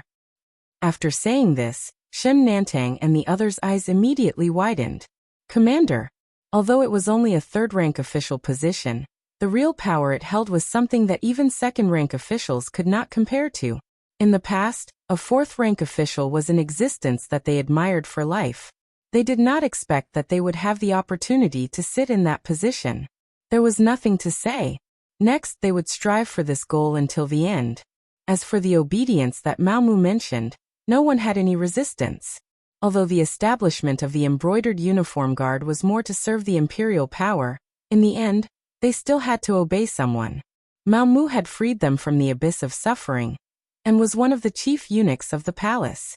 So if they obeyed Mao Mu, wouldn't that be the same as obeying the imperial power? As for what Mao Mu said, if there were other people's orders, no one should oppose them. That was just doing a superficial job of respect. The embroidered uniform guard was very good at this, so there was no need to teach them. Everyone knew what to do. After the 3 orders were announced, everyone began to get busy. Recruiting people and finding evidence was the focus of their work now. As for the powerful Chow family of the embroidered uniform guard, although everyone was still a little afraid in their hearts, when they thought about it, would they be fine if they did not become enemies with them? Since there would be a battle sooner or later, there was no need to be polite. Let's see whose methods were stronger. As long as Mao Mu could block Chao Jixiang's sharpness after his return, they had nothing to be afraid of. After all, these people were all capable people. Shen Nantang and the others could not take Chao Jixiang seriously, because their status was not high enough to reach that level. But there were people who took Chao Jixiang seriously, such as his younger brother Chao Zheng and the others. Chao Zheng and the others were very opposed to Mao Mu coming to the embroidered uniform guard to take up the position of deputy factory director. This was because there was no permanent position in the embroidered uniform guard. On the contrary, such a position would be added in some special times. However, that was usually when the old and new factory directors took over. The problem was that Chao Jixiang had not lost power. Didn't he frequently enter the palace to see the emperor a while ago? They did not understand why there was a deputy factory director. Of course, if it was only a deputy factory director, everyone would not be that surprised. They would worship him like a bodhisattva. Even if they were in a bad mood, they could ignore him. They were from the Chao family. As long as Chao Jixiang's banner did not fall, what did they have to be afraid of? In the end, it was very likely that this deputy factory director would only have a name and no power. So much so that they could not even order an ordinary embroidered uniform guard around. At that time, they would probably go back with their tails between their legs. However, it seemed that Mao Mu did not think that way. He actually pulled Wu Ben, who was about to die, to be his trusted aide. Then he went to the discipline prison and ransomed several capable criminals in a row. This made it difficult for people to see through him. The embroidered uniform guard had its own rules. Those who did not commit any major crimes could be ransomed after paying the ransom. This was originally set by Chao Jixiang. This was also a method to amass wealth. With so many brothers following them, they had to eat, and that required money. No one had any doubts about this. Mao Mu did things according to the rules and did not rely on his official status to suppress people. No one questioned anything. However, the problem was that before they could react, 2 Qianhu positions were set. They were not from the Chao family, but Shen Nantang and Wu Ben, who had been dealt with by the Chao family. Chao Zheng and the others could not stand this. This clearly meant that they wanted to seize power, right? If people who were not from the Chao family could also become Qianhu, then the blow to the Chao family could be imagined. What was even worse was that after this incident, whether or not the embroidered uniform guards would listen to the Chao family's words would be a question mark. It was impossible for Chao Zheng and the others not to panic after such a thing happened. However, there was nothing they could do. Even though they were all commanders, comrades, or administrators, in reality, they didn't have much power. They all took orders from Chao Jixiang alone. They also did not have any channels to speak to the higher-ups.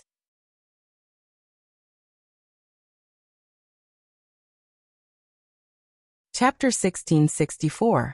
In other words, without Chao Jixiang, these people could only control one embroidered uniform guard.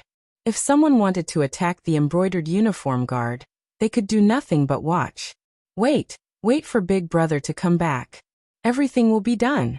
At that time, we will make Mao Mu suffer.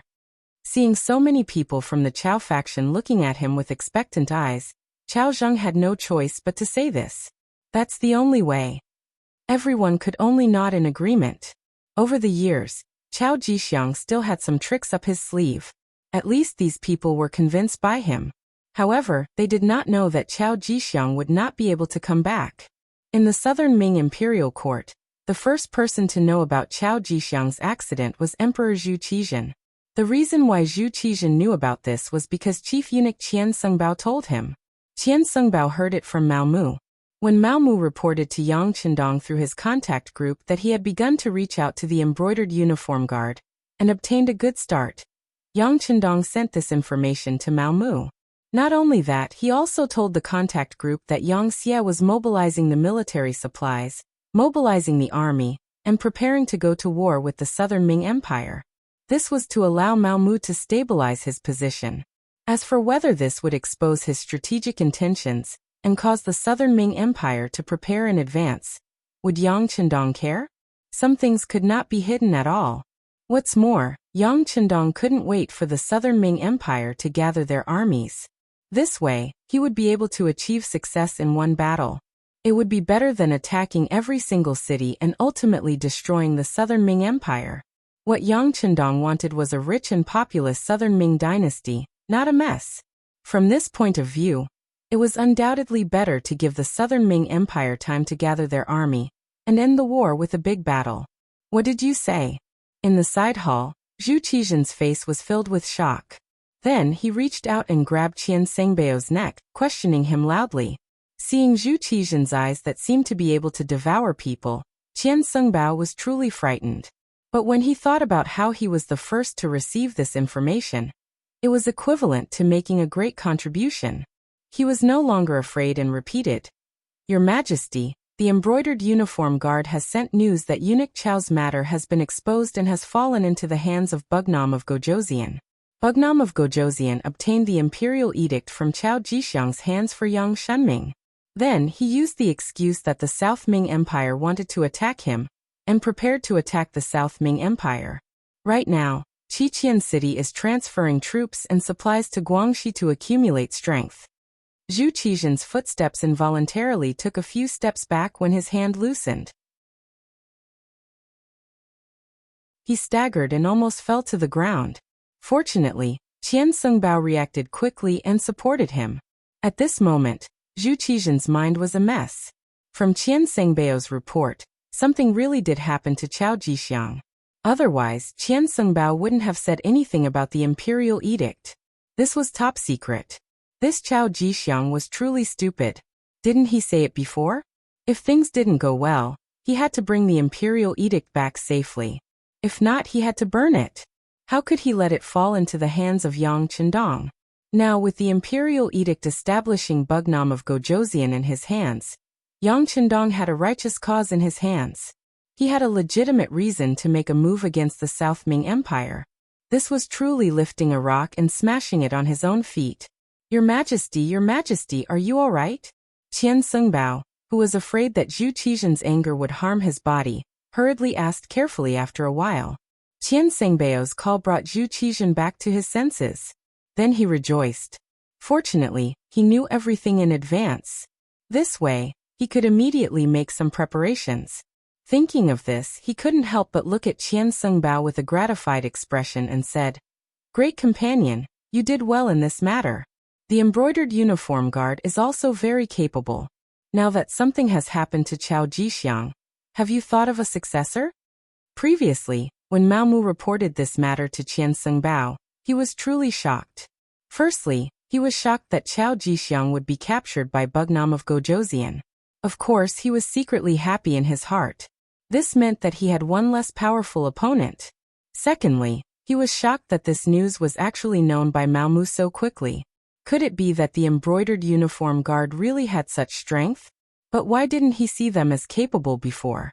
Seeing Qian Sengbao's puzzled expression, Mao Mu had already prepared an explanation and said, "Duke Qian, actually, there are still many capable people in the disarming uniform guard.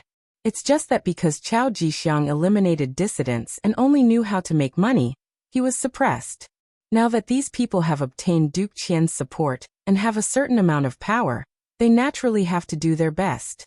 It's not a big deal to find out some things." Because of Chao Jixiang, Qian Sengbao didn't know much about the embroidered uniform guard's work. Thus, he didn't have any doubts after hearing everything from Mao Mu. Then, he patted Mao Mu's shoulder and said, "Not bad, you did well in this matter. Since something has happened to Duke Chao, then you can be promoted to the position of Vice Duke." "Many thanks, Duke Qian." Mao Mu was waiting for these words. Immediately, a banknote worth 220,000 was delivered to Qian Sengbao. Looking at the number on the banknote, Qian Sengbao's heart skipped a beat. Then he put it away and patted his chest, saying that he would take care of this matter. In fact, even if Mao Mu didn't give him the banknote, he most likely wouldn't be able to run away from the position of Vice Duke. After all, Qian Sengbao was already the head eunuch. If he became the embroidered uniform guard's Vice Duke, then his power would be too great. Even the emperor would be afraid of him. Even if he couldn't take the position, he couldn't let others take advantage of it. It had to be known that other than Chao Jixiang, there was still the imperial horse eunuch, Kai Zhong, keeping an eye on him. Compared to the ambitious Kai Zhong, the obedient Mao Mu who knew how to be filial to him was more suitable. How could Mao Mu not understand this logic? However, he still gave the banknote. It was for the sake of making Qian Sengbao put more effort into recommending him. Using 200,000 taels of silver to settle the matter and obtain the position of Vice Duke of the embroidered uniform guard was definitely not a loss. When the emperor asked, Qian Sengbao, who was already prepared, immediately said, "Your Majesty, have you forgotten? Didn't Duke Mao Mu, who served the empress, become the Vice Duke of the embroidered uniform guard? It must be said that he is quite capable. In such a short time, he has already managed the embroidered uniform guard in an orderly manner. For example, this information was provided by him." Oh, he actually has this kind of ability. It seems that we have overlooked the talented person by our side. Since that's the case, Mao Mu is capable and loyal enough. Furthermore, he has the recommendation of the Vice Duke. Then, let Mao Mu take over the position of Vice Duke. Tell him that we look forward to his continued efforts in creating new achievements. This subject obeys. Qian Sengbao saw that he had achieved his goal, and was naturally overjoyed. However, the worry on Zhu Qizhen's face did not disappear. He continued, "How about this? Pass down our decree and announce to the world that the previous Vice Duke of the embroidered uniform guard, Chao Jixiang, stole our imperial edict and secretly stamped the imperial seal. The Southern Ming imperial court will not recognize his actions, and neither will we." Zhu Qizhen acted shamelessly. Although smart people could clearly see what was going on. Would a eunuch, even if he had some power, really dare to secretly write an imperial edict and stamp it with the imperial seal? However, seeing through was one thing. If Zhu Qizhen did not recognize it, at least he could salvage some of the influence. Mao Mu thus became the Vice Duke of the embroidered uniform guard. Xin Nantang, Wu Ben, and the others were naturally overjoyed. Chao Zheng and the others' expressions were very ugly. Their backer, Chao Jixiang, had fallen into the hands of Bugnam of Gojoseon. It could be imagined that he would not return in this lifetime. As people of Chao Jixiang's faction, where should they go from here? Chao Zheng was the current commander of the embroidered uniform guard. It seemed that he held great power. However, he was just a dog by Chao Jixiang's side, a chess piece. In the end, he was just an important chess piece. He was not a eunuch. Without an imperial edict, he could not enter the palace, let alone see the emperor. In terms of influence in the palace in front of the emperor, he was naturally far inferior to Mao Mu, who was originally the head of the eunuchs. Now that Mao Mu's position was above his, Chao Zheng was suddenly in a difficult position. He did not know what to do. Bow down to Mao Mu? The people of Chao Jixiang, who had always been proud, were not willing to do so. At least, Chao Zheng believed that he and the others still had the strength to fight. Thinking of the arrangements that his elder brother, Chao Jixiang, had made in the embroidered uniform guard for more than 10 years, he decided to wrestle with Mao Mu. As long as he could control the entire embroidered uniform guard, at that time, he would not have to worry about Mao Mu not coming to talk to him. At that time, he would bow down and raise some conditions. Then he would be able to regain the initiative. Chao Zheng told his thoughts to the other people of Chao Jixiang and received everyone's support. They were all grasshoppers on the same rope. At this moment, no one could escape. They could only try their best. However, they had imagined themselves to be too powerful, and they had underestimated Mao Mu too much. Without power, without an official position, and without a strong economic foundation like Mao Mu, the result of the struggle was inevitable. In particular, after the embroidered uniform guard learned that Chao Jixiang had been captured by Bugnam of Gojoseon, the people who had been suppressed immediately began to have ideas. At this time, Shen Nantang, Wu Ben, and the others began to recruit people. They gave money and official positions. It was easy to imagine who would be willing to work for the Chao Jixiang faction. Not long after, not only did the people who had been suppressed stand on Shen Nantang's side, the neutral people also stood on Shen Nantang's side. Even some of the unimportant people in the Chao Jixiang faction began to have ideas and came to seek refuge. Moreover, they were not empty-handed. They had all sorts of evidence of corruption in the Chao Jixiang faction. Everyone kicks a man who is down. After nearly a month, the embroidered uniform guard began a bloody purge. Anyone who was a member of the Chao Jixiang faction, or was related to the Chao Jixiang faction in the end became the target of the purge. Mao Mu was beginning to prepare for Yang Xie's entry in advance. He wanted to give Yang Xie a team that could fight, not a person who only held a position and did not do anything.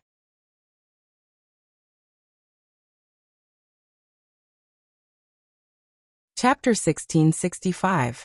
The chaos within the embroidered uniform guard naturally didn't escape the eyes of the ministers, so they happily clapped their hands. For a long time, the existence of the embroidered uniform guard was like a sharp arrow suspended above the heads of the ministers, making them endlessly afraid. After all, you can guarantee that you won't make a mistake, but can you guarantee that your family won't make a mistake? If the embroidered uniform guard wanted to deal with you, they could always find your weakness. If it was light, they could blackmail you. If it was heavy, they could send you to the imperial prison. Who knew how many officials had fallen into their hands because of this? High and mighty officials had become prisoners. Now the embroidered uniform guard was in chaos. They could relax and not be so afraid. Because of this, during this period of time, many ministers had reported the benefits of the embroidered uniform guard. They wanted to use their own advocacy to make the embroidered uniform guard last longer. It would be best if they crippled their own martial arts and got rid of this department for a long time. Zhu Qizhen saw so many ministers agree and compared himself to Yao Shun, saying how wise he was. In addition, Mao Mu really didn't have any thoughts. After taking care of the Chao faction, he handed over all the gold and silver he had stolen from them. He actually collected 2 million taels of silver, making him endlessly happy. What was wrong with the emperor? He also needed money. As long as he had money, his subordinates would be willing to work for him. Only then would he be able to achieve fair rewards and punishments. It could be said that a rich emperor's back was strong and could do anything he wanted. As for a poor emperor, it was just a thought. Now that Zhu Qizhen had money, he began to mobilize his troops and prepare provisions and military equipment. He wanted to have a showdown with Yang Xi.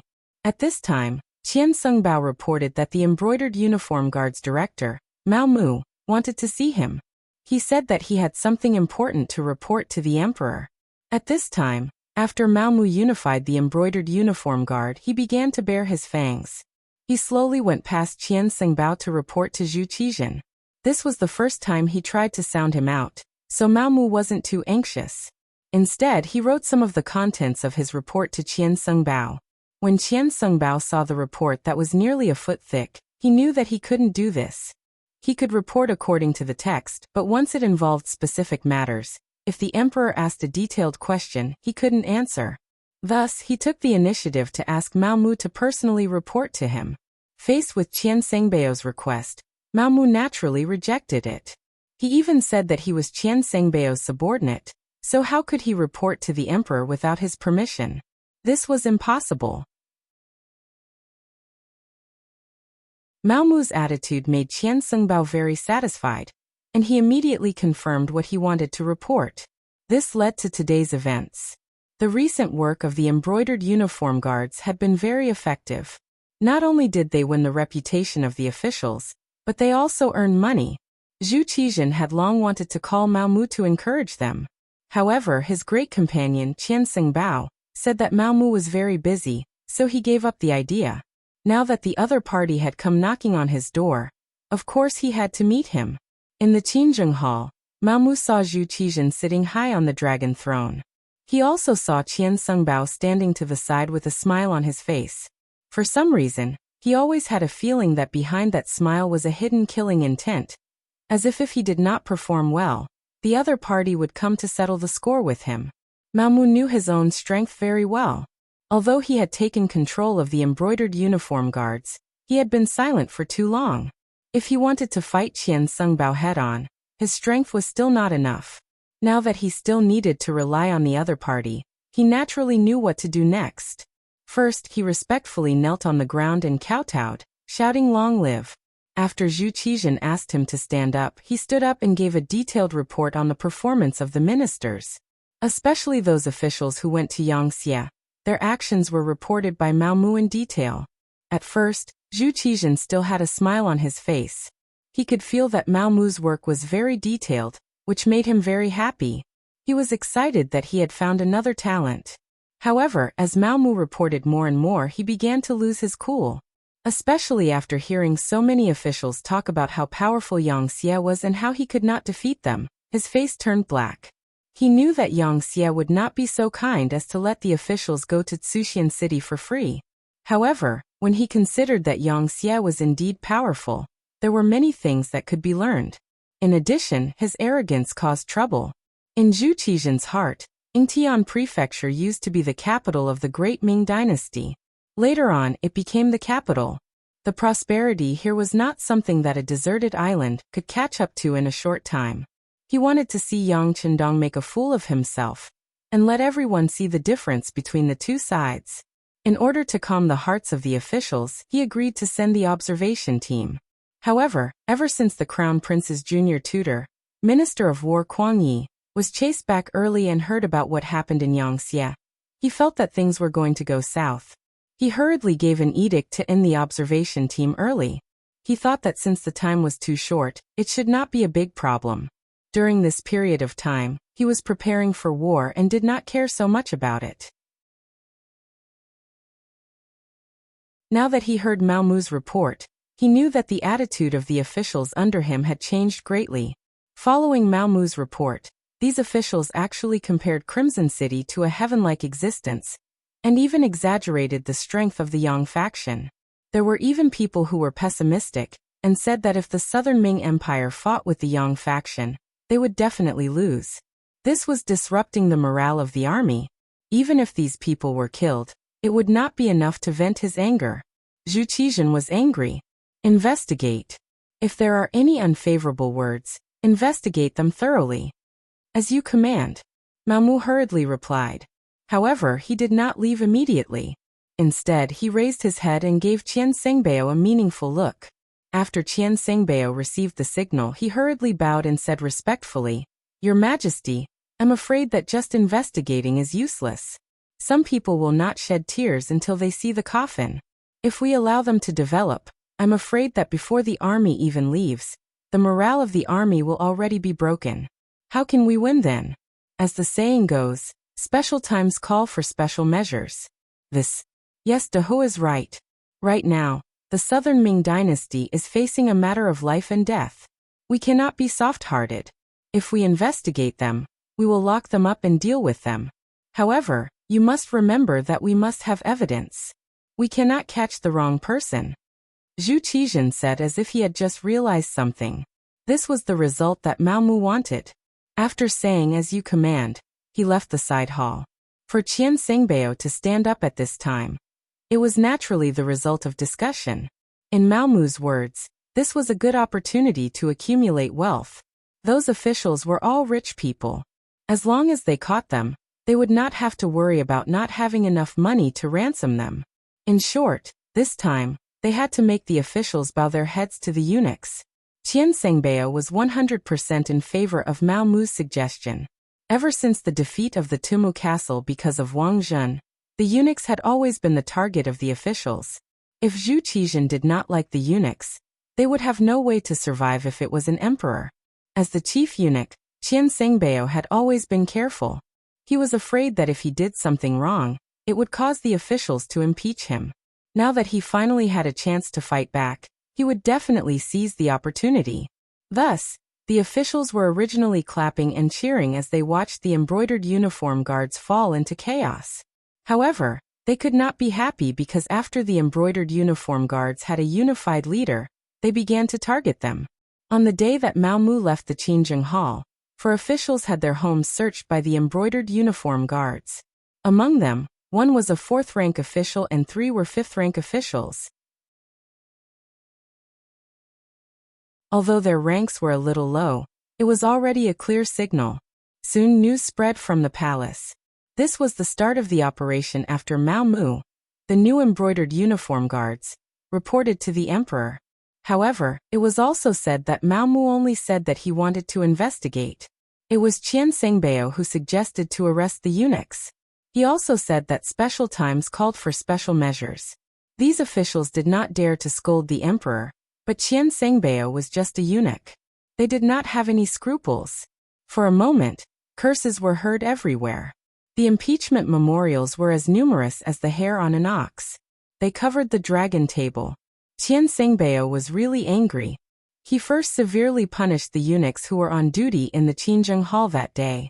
After killing 3 and seriously injuring 9, he did not get anything out of them. But it did not matter.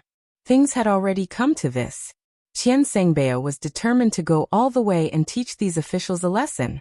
He immediately sent someone to inform Mao Mu to increase the intensity. In short, he wanted the civil officials to bow their heads to him, the chief eunuch. Otherwise, the arrest would not stop. The Minister of Revenue's residence, Wang Shang, was riding a bicycle in the courtyard with an unhappy expression. Her small face was scrunched up. Anyone who saw her would know that she was unhappy.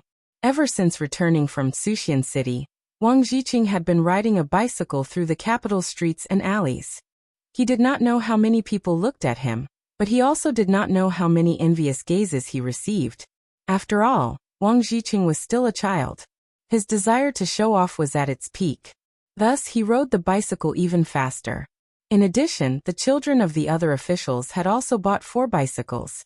They traveled with 5 bicycles, which attracted a lot of attention. As the younger sister, Wang Shang was naturally unhappy. She also had a share of the money used to buy the bicycles. Moreover, she had borrowed quite a bit from her sisters. Why should her brother take all the fruits of victory for himself? She acted coquettishly and persuaded Wang Jiqing in every possible way.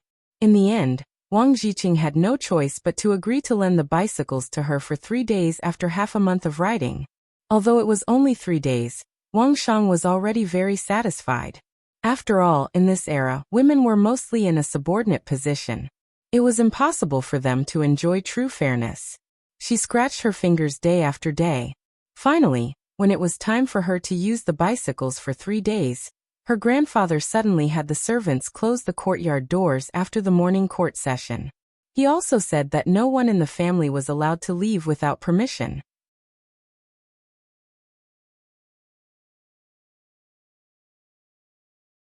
Chapter 1666. Wang Shang couldn't accept this.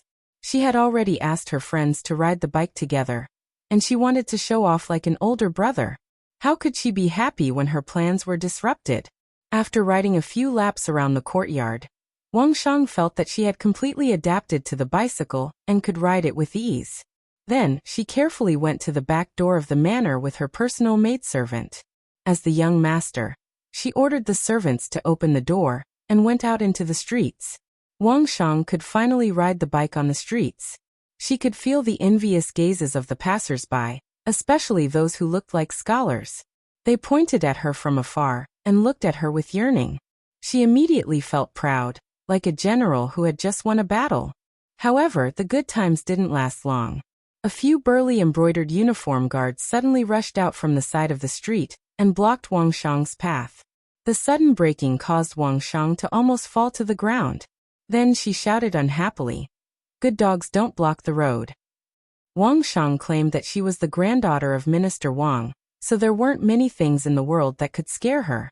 She thought that the embroidered uniform guards would immediately retreat after she shouted her name. She didn't expect that she and her bike would be arrested after she said her name.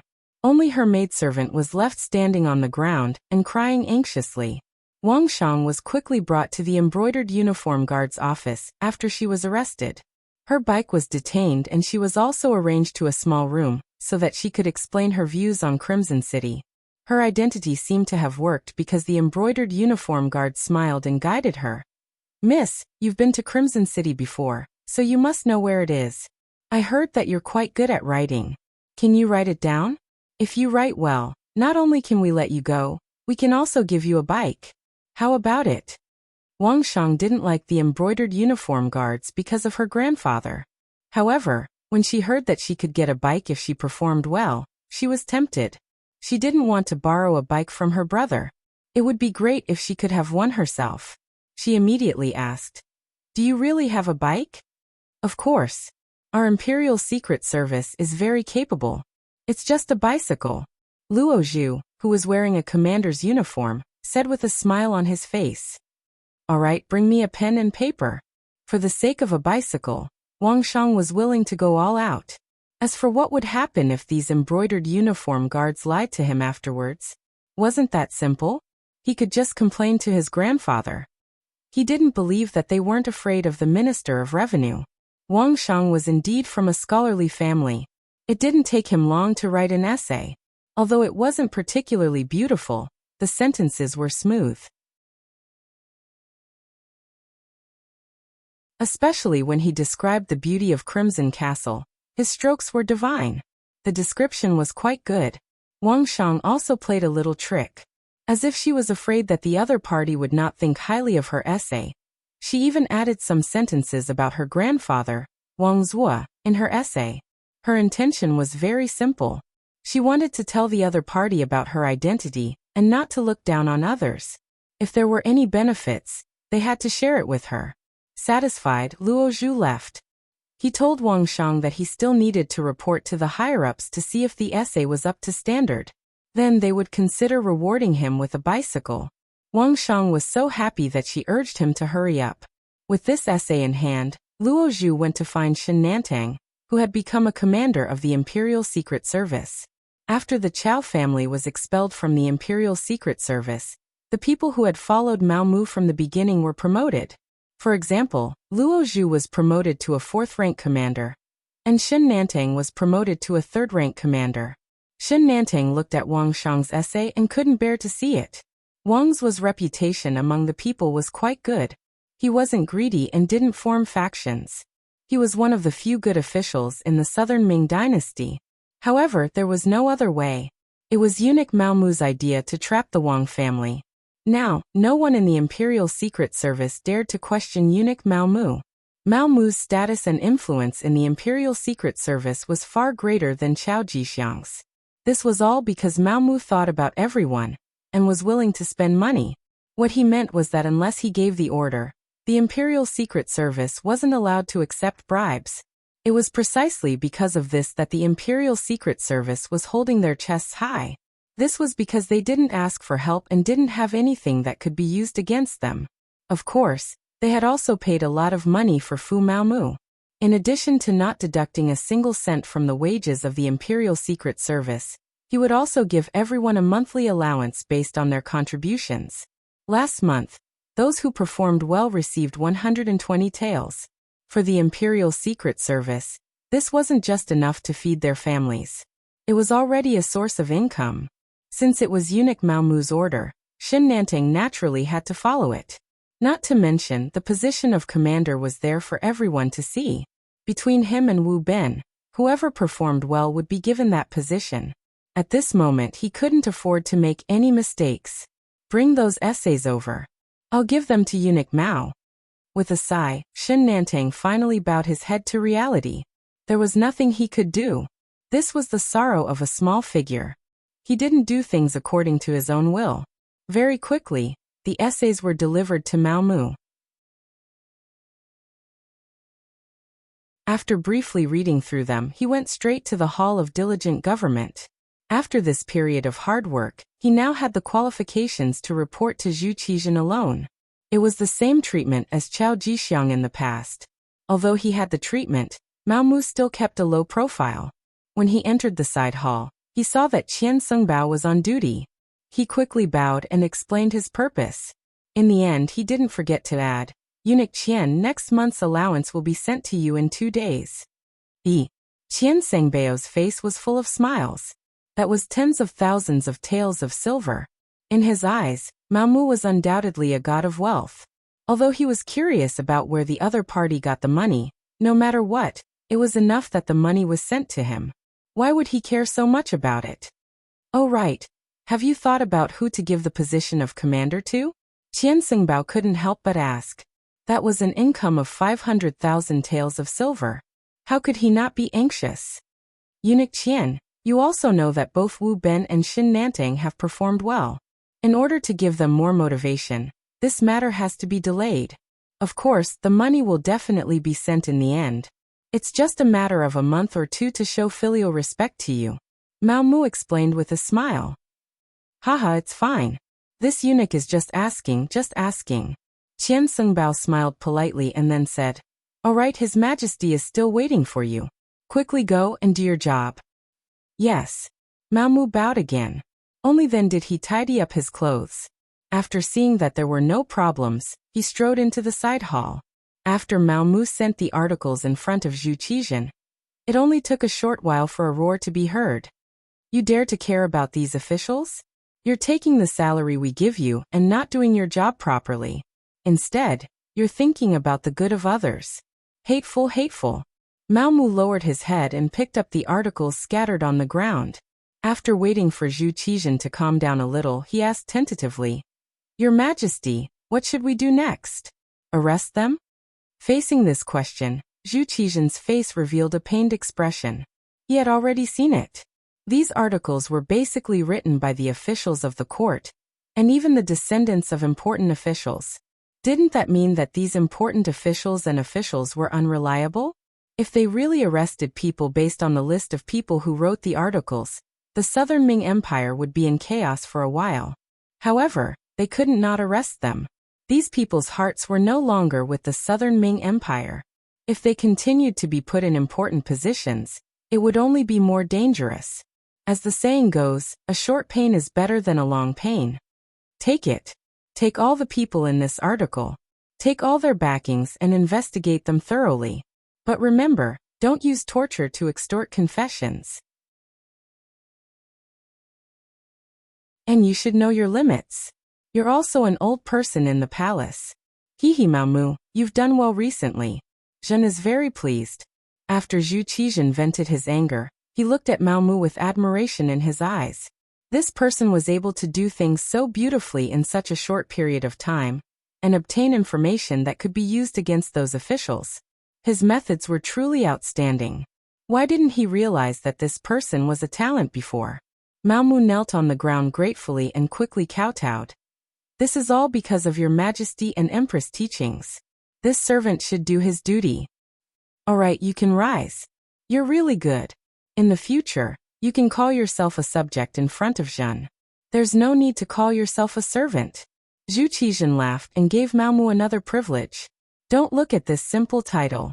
In the entire group of eunuchs, only 3 people could call themselves subjects. They were Qian Sengbao, Kai Zhong, and the captured Qiao Jixiang. Right now, Mao Mu had replaced Qiao Jixiang's previous position. Yes, this subject thanks your majesty again. Aha! Looking at the kneeling Mao Mu, Zhu Qizhen stroked his beard and laughed in satisfaction. After leaving the palace and receiving the imperial decree, Mao Mu was in high spirits. No one knew better than him that the people who were captured this time were all capable officials of the Southern Ming Empire. In other words, once these officials were imprisoned, it was equivalent to the Southern Ming Empire's political power collapsing by half. This was greatly beneficial for the Yangtze's next move against the Southern Ming Empire. At the same time, the official residence of the Ministry of Personnel had already become chaotic. Wang's was most beloved granddaughter, Wang Shang, had mischievously walked out of the residence and was caught by the embroidered uniform guards on the streets. When the accompanying servant girl came back to report, bursts of crying rang out in the manor. Wang Shang's mother, Wang Zhangshi, was the one crying the loudest. Her crying made Wang's eldest son, Wang Shang's father, Wang Guang, who was currently serving in the Ministry of Personnel, extremely anxious. Wang's quickly found out about the commotion here. His wife, Wang Songshi, also started crying. She then said that the embroidered uniform guards were all bastards, demons who killed without batting an eyelid. This time, Wang Shang had fallen into their hands. Who knew what would happen?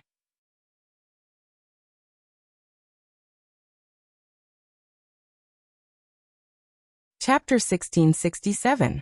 Compared to the woman who only knew how to cry, Wang's was clearly much calmer.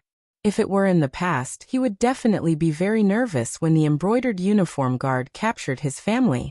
He knew that the embroidered uniform guard was best at listing crimes.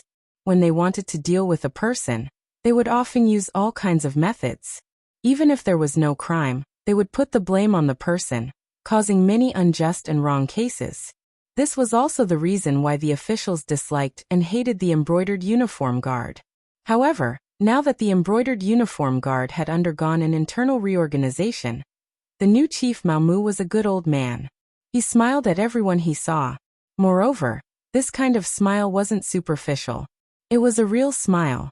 Because Wang Zhuo often went to the palace, he had met him twice. Both times, the other party was very respectful. This was something that Wang Zhuo, who boasted that he had seen countless people, could clearly feel. The embroidered uniform guard had changed its leader, so its style should also change. Even so, the outcome of Wang Shang's capture might not be so bad. Wang Zhuo comforted himself in his heart. He was still wondering if he should go to the palace or directly ask the embroidered uniform guard for Wang Shang. With his status as a minister, in addition to his influence and seniority in the court, Mao Mu would definitely give him face. However, he was a minister after all, and had been a minister for several dynasties. In terms of calmness, he was still good. He still wanted to see the situation before making a decision. He didn't want to give up his old face to beg for help so quickly. He still wanted to. There was no need to think. Before Wang Zhuo could make a decision, the embroidered uniform guard had already arrived. First, they surrounded the prince's residence. Then a group of people jumped in through the door. The servants watching the house were so frightened that they knelt on the ground, not even having the courage to stop them. Compared to before, the current embroidered uniform guard brothers had undergone a huge change. They didn't do the dirty work of extortion and framing anymore. With money, their abilities could be put to use. The current embroidered uniform guard no longer muddled along and waited for death. Each of them was an expert and very brave. More importantly, Mao Mu no longer deducted everyone's salary. He also did his best to satisfy the embroidered uniform guard brothers in terms of equipment. In the past, because of the lack of money and the greed of the Chow family, the low-level members of the embroidered uniform guard often didn't even have the money to change their clothes. Therefore, sometimes, they would wear tattered flying fish suits to carry out missions to make people feel to look very down and out. Unlike now, the flying fish suits are all over the place. Since they were in a good mood, their complexion was good, and they were all skilled in martial arts. As soon as they appeared, they gave me a feeling of elites and a murderous aura. Frightened by the embroidered uniform guard's imposing manner, no one dared to stop them. When the group of people arrived at the Wang family's courtyard, Shen Nantang shouted, "Is there anyone in charge? Come out and answer me." This time, Shen Nantang came to the prince's mansion to invite Minister Wang. This was enough to prove that the embroidered uniform guard valued this minister. Soon, the sound of footsteps could be heard. The members of the Wang clan's various courtyards, including the servants and guards, all walked out. Walking at the front was an elderly man, but judging from his calm footsteps, although this person was very old, his aura and spirit were still very strong. Needless to say, only the Minister of Revenue, Wang Zhuo, could have such an imposing aura in the prince's residence. Wang Zhuo walked straight until he was 5 or 6 steps in front of Shen Nantang and the others. Then he said in a voice that was neither servile nor overbearing, "This official is the Minister of Revenue, Wang Zhuo. May I know your name?" Shen Nantang naturally knew Wang Zhuo. The embroidered uniform guard had detailed information about these important ministers. Therefore, when he saw the person in charge, he first cupped his hands and bowed.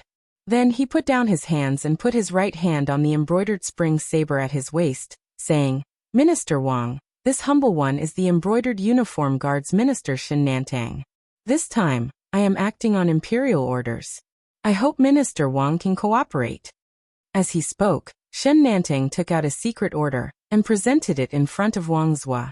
Reaching out to take it, his eyes fell on the secret order. Seeing that it was the emperor's decree and was stamped with the imperial seal, he knew that the matter could not be changed.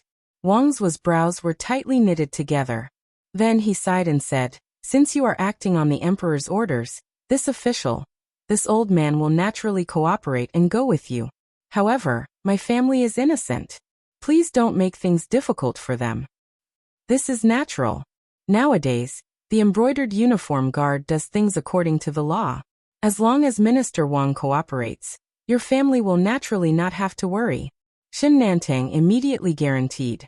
Hearing Shen Nantang's words, Wang Zhuo nodded and then stretched out his hands, saying, "Then this old man will go with you.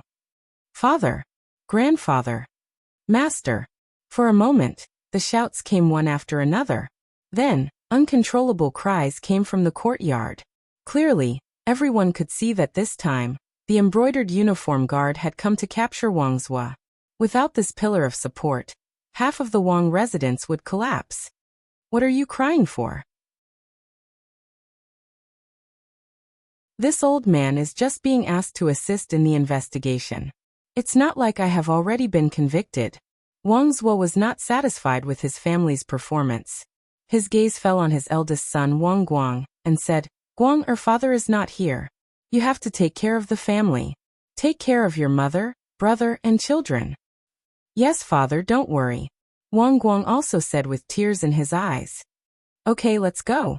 Wang Zhuo knew that at this time, it was meaningless to say anything more. It was better to leave immediately. He said to Shen Nantang, "Shen Tongji, let's do it." Seeing that Wang Zhuo was very cooperative, Shen Nantang's eyes showed that he could not bear to see him like this. "There's no need to use tricks. This official believes that Minister Wang will cooperate with us." This meant that he did not need to be shackled. Wang Zhuo thought for a moment, and threw a grateful look at Shen Nantang. After all, it would be very embarrassing to be shackled in front of his family. This was the last shred of dignity that he had left. Wang Zhuo left. The group of embroidered uniform guards did as Shen Nantang said. They did not make things difficult for the people of the Wang residence. They did not even leave people to keep an eye on them.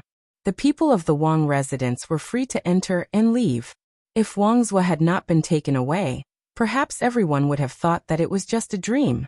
After Wang Zhuo left, the eldest son, Wang Guang, sent people to take good care of his mother, Wang Songshi.